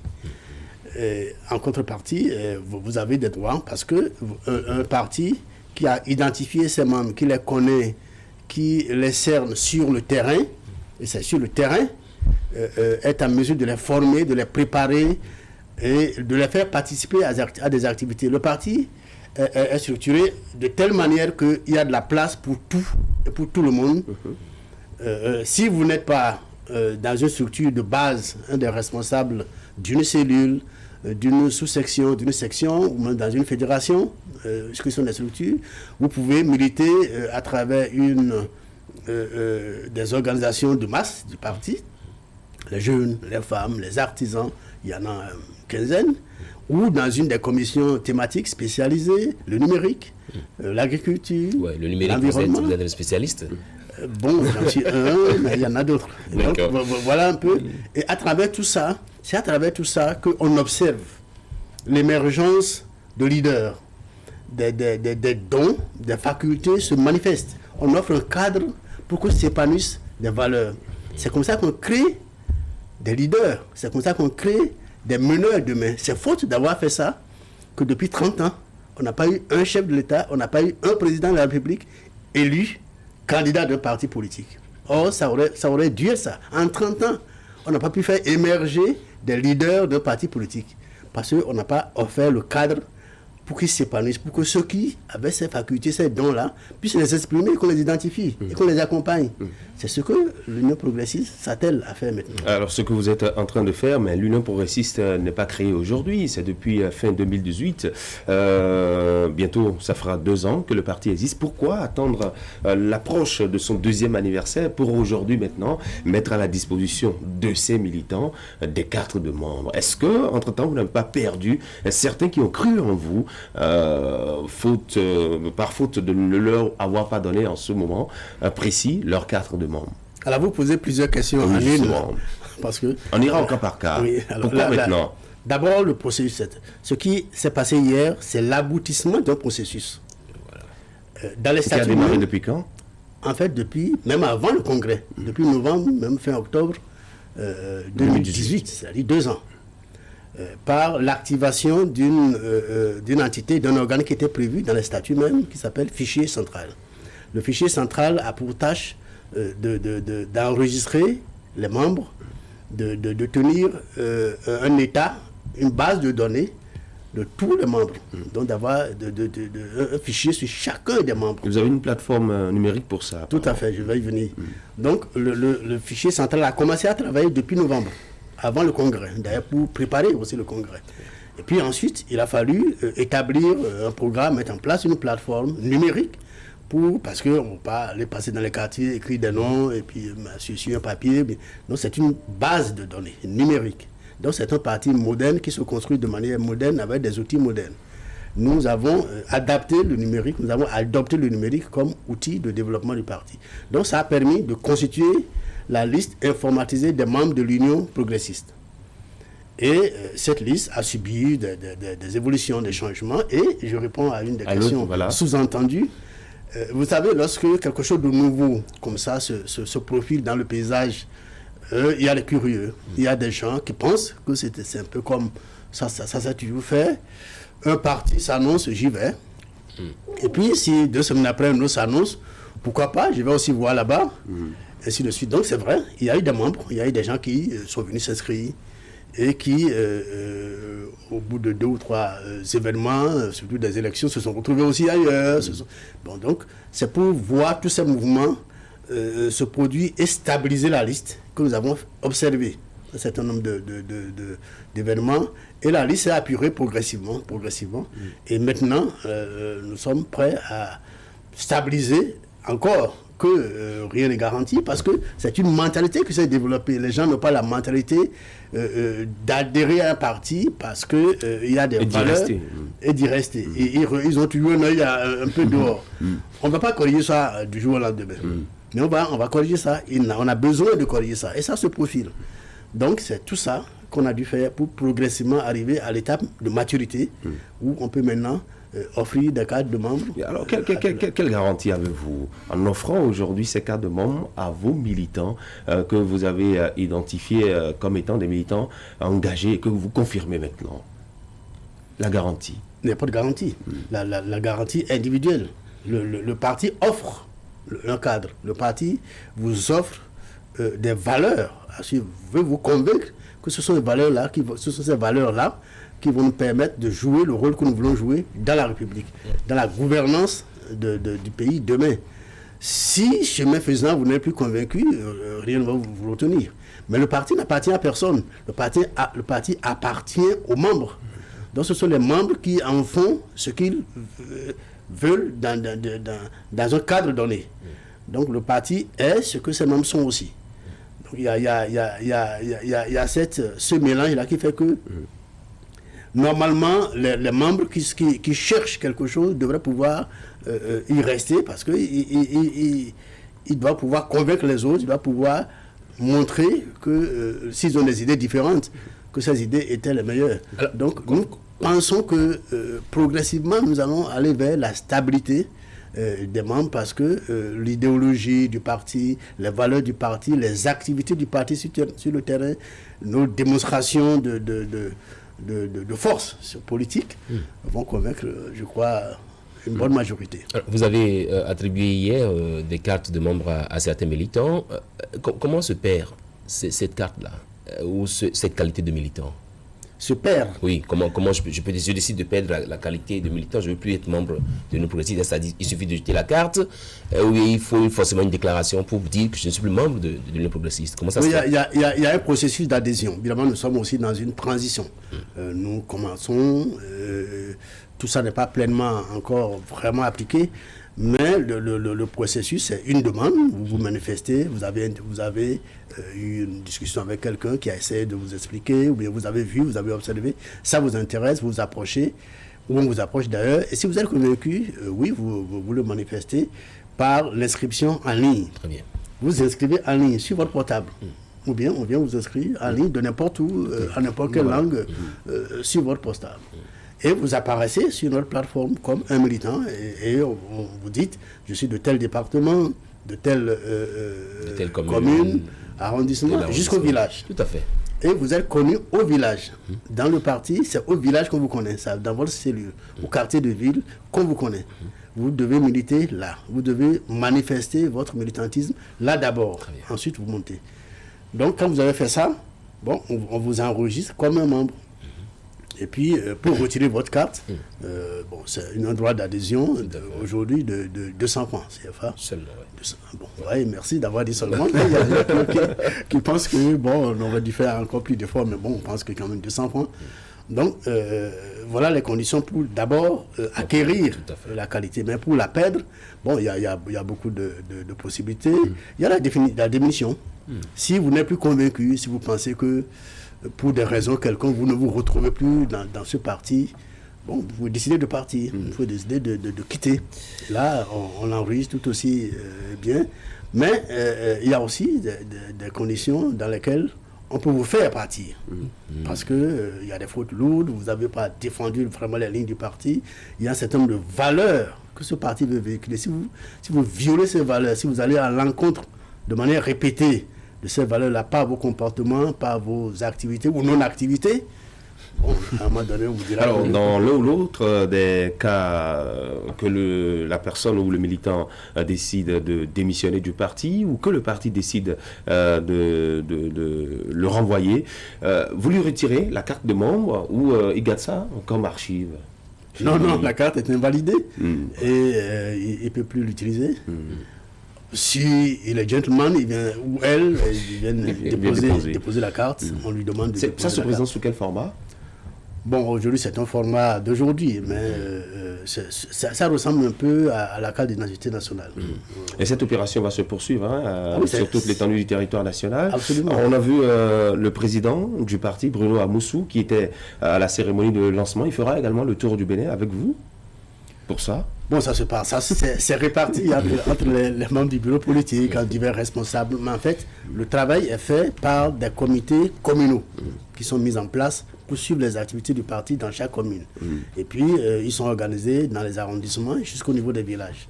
Donc, cette tâche-là est faite au niveau de chaque commune par ces partis pour que la remise des cas se fasse dans les arrondissements et même dans les villages, au quartier de ville. Donc, c'est à la base. Même si vous êtes... moi, je suis un militant, je me suis inscrit dans un village, c'est là-bas que mon nom apparaîtra. C'est là-bas que j'irai chercher ma carte. D'accord. Vous démultipliez alors vos activités au niveau de l'Union progressiste. Apparemment, activement, vous êtes en train de préparer la présidentielle prochaine. Cette opération de distribution de cartes entre en ligne de compte de la présidentielle? D'abord, c'est une opération préalable à un exercice très important pour le parti, la mise en place de cette structure de base. Parce que le parti n'existe pas par le bureau politique, par sa direction exécutive nationale ou bien par des organes centraux seulement. C'est d'abord à la base. Jusqu'ici, on n'avait pas encore mis en place les bureaux des cellules, donc dans les villages et quartiers de ville, les bureaux des sous-sections, donc dans les arrondissements, les sections dans les communes, les fédérations et les organes les organisations de masse du parti. Tout ça se met en place progressivement. Mais nous sommes à la veille de démarrer la mise en place de cette structure de base sur le terrain. Et pour y participer, il faut détenir sa carte de membre. Pour être électeur ou éligible à l'une de ces assemblées générales dans les villages et dans les quartiers de ville, il faut avoir sa carte de membre. Donc c'est un préalable à une activité importante. C'est cela qui nous permettra de donner dans le parti le pouvoir à la base. Parce que les décisions doivent se prendre à la base, doivent refléter un peu l'état du parti à la base. Les préoccupations des populations à la base ne peuvent pas être bien connues si nos militants à la base, dans les villages, les quartiers de ville, partout, nos militants ne sont pas organisés pour savoir comment écouter la population, comment entrer en contact avec la population et traduire leurs aspirations par des préoccupations qui se révèlent dans nos activités. Donc tout ça c'est très important pour l'existence même du parti. Donc c'est d'abord cela l'importance des cadres de membres. Bien entendu, je l'ai dit, le but d'un parti politique c'est la conquête du pouvoir d'État. Donc une élection présidentielle c'est un événement capital. Pour un parti politique, et bien sûr, nous nous y préparons. On voit bien que l'Union progressiste a son calendrier, alors même que nous sommes à quelques 6 mois de la présidentielle et où tous les regards sont tournés vers le choix du candidat de l'UP. L'UP décide plutôt de mettre en place la structure de base. Le calendrier, c'est quoi déjà de l'UP? Non, c'est pas antinomique. Au contraire, ça s'inscrit dans la ligne. Parce que pour choisir un candidat, pour soutenir un candidat, mais surtout pour faire campagne, il faut avoir des structures. Il faut avoir des gens à la base, des gens qui comprennent pour que les instructions, les directives puissent de manière pyramidale remonter ou descendre. Donc nous nous mettons au contraire en rang serré et en ordre de bataille pour la campagne présidentielle. Voilà pour cette élection présidentielle, nous avons laissé partir tout à l'heure. Il y a ce système de parrainage qui est mis en place au sein de l'Union progressiste. Est-ce que quelque chose a été déjà décidé par rapport au parrainage des candidats? Non, on n'a pas à décider. C'est une loi et elle s'impose à tout le monde et ça fait partie du processus. Nous allons nous y conformer. Vos élus, députés, maires, vont-ils parrainer d'autres candidats? C'est individuel. Je crois que lorsque un candidat les abordera, il y a un processus. La Sénat a publié un peu la démarche. Je crois que chacun essaiera de... D'accord. Ancien ministre de la Communication et des Technologies Nouvelles, vous avez disparu des radars. On vous revoit, vous avez toujours la pleine forme. Donnez-nous votre secret. C'est quoi déjà, monsieur le ministre? Je ne sais pas s'il y a un secret. Et puis, je pense que c'est une mission nationale que, quand on a la chance de l'accomplir une fois, il faut savoir mettre cela, l'expérience ainsi acquise, à la disposition d'autres choses. Et je crois que c'est une page... je ne dis pas qui est fermée, mais qui est tournée pour que je puisse aussi, ça m'intéresse de faire autre chose. Et c'est vrai que c'est une expérience qui m'a plu, qui m'a été donnée de faire. Et j'ai eu l'occasion de vous connaître lors de l'exercice. Et je pense que, non, je n'ai pas disparu des radars, simplement, j'apparais sur d'autres radars. Ce qu'on a gardé de vous, M. Adadja, c'est votre propension à parler la langue locale, votre langue locale. Vous êtes... dites-nous quelques mots dans votre langue.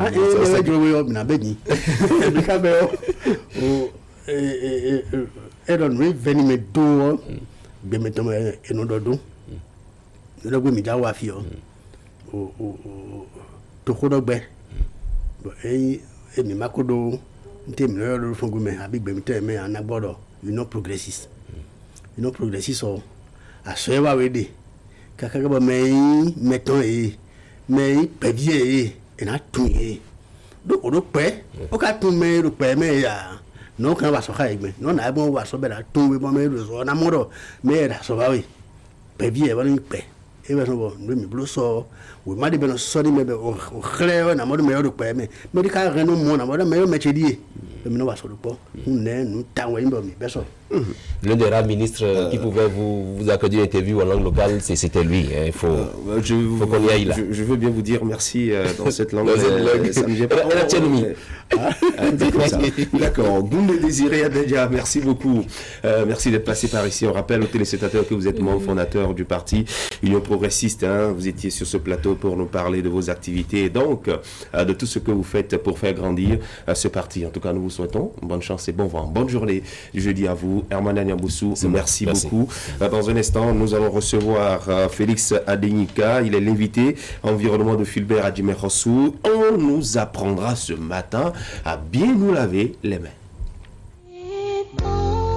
Vous désirez faire des études universitaires prestigieuses et préparer des licences et masters d'État en management, comptabilité, finance, audit et droit.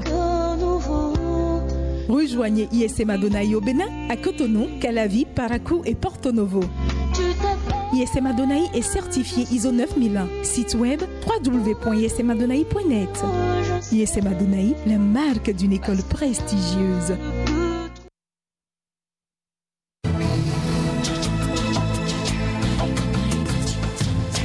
Vous aimez la qualité, vous exigez la finesse pour tous vos travaux en impression, flyers, affiches, dépliants, brochures, calendriers, facturiers, faire-part, carte de mariage, carte de visite et vos travaux en sérigraphie. Une seule adresse, l'imprimerie du groupe de presse Fraternité qui vous propose des prix défiant toute concurrence.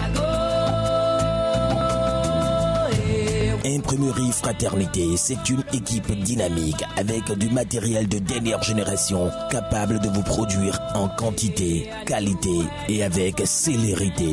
Imprimerie Fraternité, nous sommes situés à Ménotin dans l'avant de la station Sonacop. Contact 97 60 79 34 95 34 10 47. À l'imprimerie du groupe de presse Fraternité, la qualité est garantie.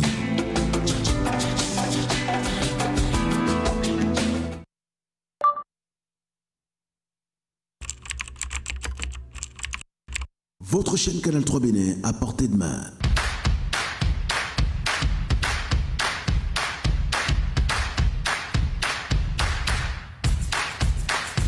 Découvrez désormais, depuis votre smartphone ou tablette, toute l'actualité nationale et internationale, vos émissions préférées de la chaîne Canal 3 en live 24/24, où que vous soyez, à travers son application disponible en téléchargement libre sur Play Store. Canal 3 et sur le www.canal3television.com, vous êtes les bienvenus.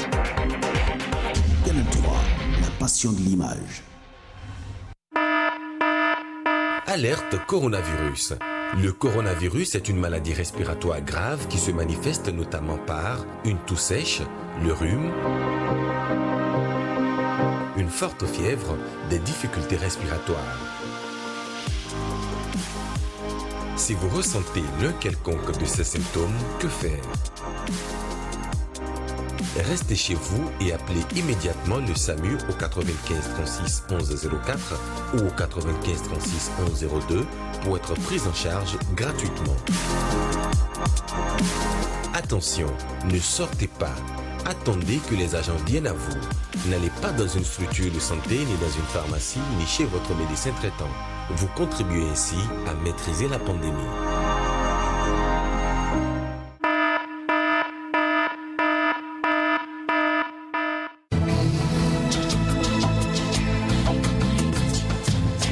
Vous aimez la qualité, vous exigez la finesse pour tous vos travaux en impression, flyers, affiches, dépliants, brochures, calendriers, facturiers, faire-part, carte de mariage, carte de visite et vos travaux en sérigraphie. Une seule adresse, l'imprimerie du groupe de presse Fraternité qui vous propose des prix défiant toute concurrence.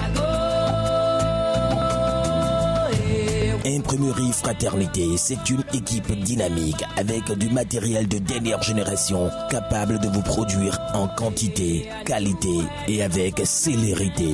Imprimerie Fraternité, nous sommes situés à Ménotin dans l'avant de la station Sonacop. Contact 97 60 79 34 95 34 10 47. À l'imprimerie du groupe de presse Fraternité, la qualité est garantie.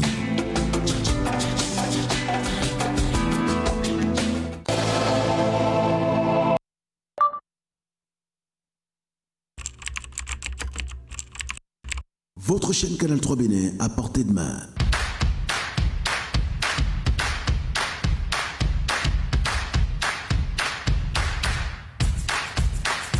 Découvrez désormais, depuis votre smartphone ou tablette, toute l'actualité nationale et internationale, vos émissions préférées de la chaîne Canal 3 en live 24/24, où que vous soyez, à travers son application disponible en téléchargement libre sur Play Store. Canal 3 et sur le www.canal3television.com, vous êtes les bienvenus. Canal 3, la passion de l'image. Alerte coronavirus. Le coronavirus est une maladie respiratoire grave qui se manifeste notamment par une toux sèche, le rhume, une forte fièvre, des difficultés respiratoires.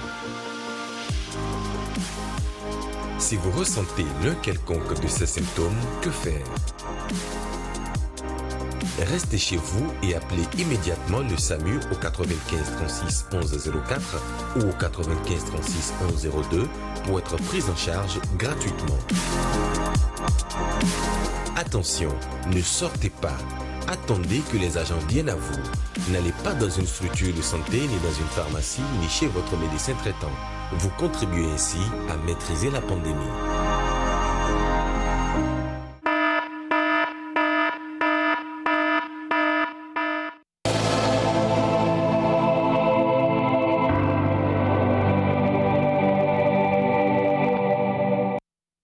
Aujourd'hui, c'est la journée mondiale du lavage des mains, n'est-ce pas, Philbert Adimier-François? Bonjour. Christian, oui. C'est une édition qui intervient dans un contexte de pandémie, oui, et qui nous rappelle davantage l'importance de ce geste barrière. Nous sommes avec Félix Adinka, il est expert en eau, hygiène et assainissement, coordinateur du WSCC, j'espère que je prononce bien. Alors, aujourd'hui, on célèbre la journée mondiale de l'eau. Est-ce qu'il y a une manière particulière de célébrer cet événement dans un contexte de pandémie? Évidemment, il y a une manière, pas particulière, mais une manière plus accentuée de célébrer cette journée, parce que c'est la première fois que nous célébrons ça dans cette atmosphère-là. Cette année, cette édition 2020 est placée sous le signe de lavage des mains pour tous. Il y a 3 significations à cela. La première signification, c'est de montrer l'importance du lavage des mains pour tous les jours, principalement en ce moment-là, où nous sommes en période de Covid. La deuxième idée derrière, c'est qu'il faut se dire, il faut laisser personne de côté. On a dit laver les mains à l'eau et au savon. S'il n'y a pas le dispositif, tout le monde n'a pas accès. S'il n'y a pas d'eau, tout le monde n'a pas accès. S'il n'y a pas le savon, tout le monde n'a pas accès. Et le troisième objectif, c'est de faire en sorte que ça puisse remonter dans les priorités au niveau local, au niveau des autorités locales et aussi au niveau des autorités au niveau national. Au premier point, vous avez dit qu'il faut se laver les mains tout le temps, mais à quel moment précisément? Parce qu'on se dit souvent que c'est quand on veut manger qu'il faut se laver les mains. À quel moment de la journée faut-il se laver les mains?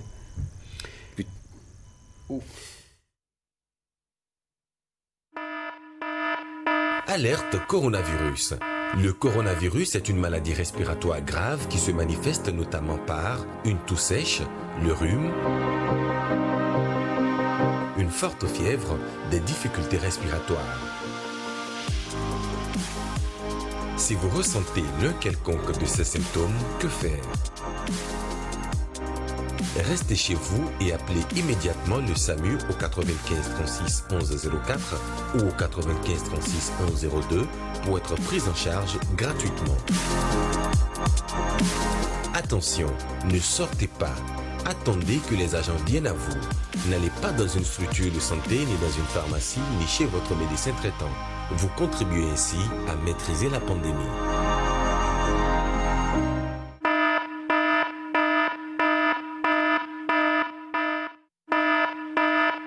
Alerte coronavirus. Le coronavirus est une maladie respiratoire grave qui se manifeste notamment par une toux sèche, le rhume, une forte fièvre, des difficultés respiratoires. Si vous ressentez l'un quelconque de ces symptômes, que faire? Restez chez vous et appelez immédiatement le SAMU au 95 36 11 04 ou au 95 36 11 02 pour être pris en charge gratuitement. Attention, ne sortez pas. Attendez que les agents viennent à vous. N'allez pas dans une structure de santé, ni dans une pharmacie, ni chez votre médecin traitant. Vous contribuez ainsi à maîtriser la pandémie.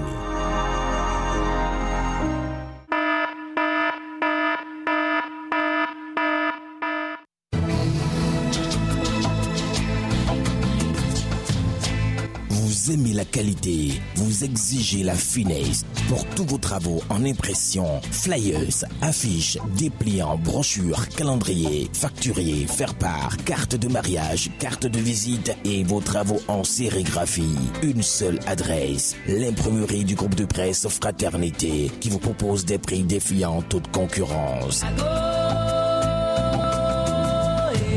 Imprimerie Fraternité, c'est une équipe dynamique avec du matériel de dernière génération capable de vous produire en quantité, qualité et avec célérité. Imprimerie Fraternité, nous sommes situés à Ménotin dans l'avant de la station Sonacop.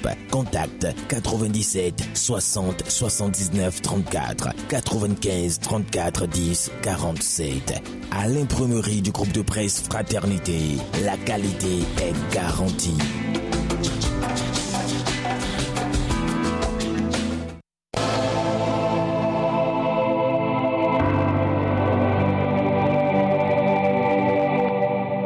Bonjour à toutes et à tous. Encore un pas de franchi dans la révolution verte au Bénin. Le gouvernement vient d'autoriser l'acquisition de divers équipements agricoles, dont des tracteurs.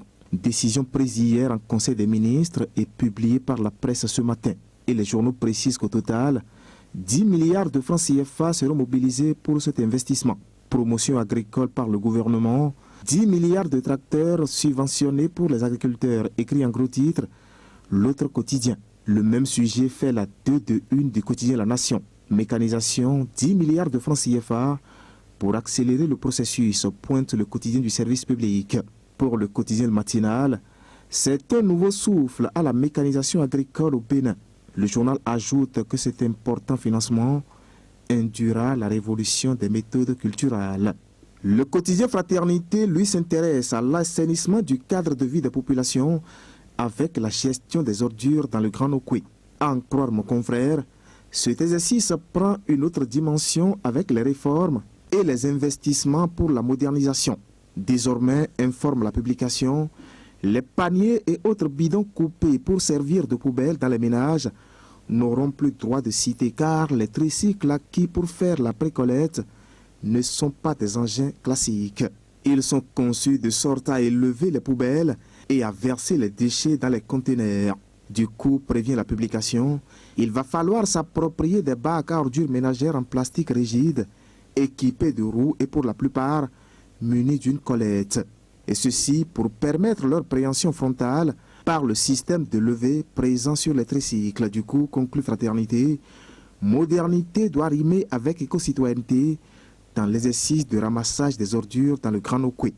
Et pour le faire, Fraternité ajoute que 550 tricycles de dernière génération ont été acquis par le gouvernement pour un montant d'1 milliard 71 125 000 francs CFA.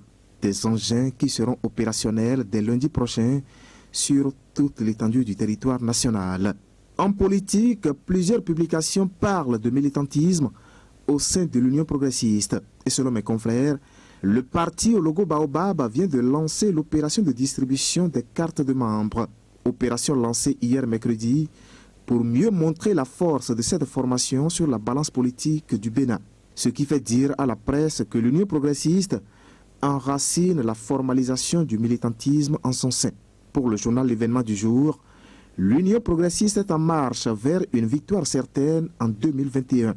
La correction de la liste électorale permanente informatisée maintenant est l'autre quotidien qui, lui, constate la faible mobilisation des populations dans la consultation des listes affichées et à mon confrère d'appeler les citoyens à faire diligence.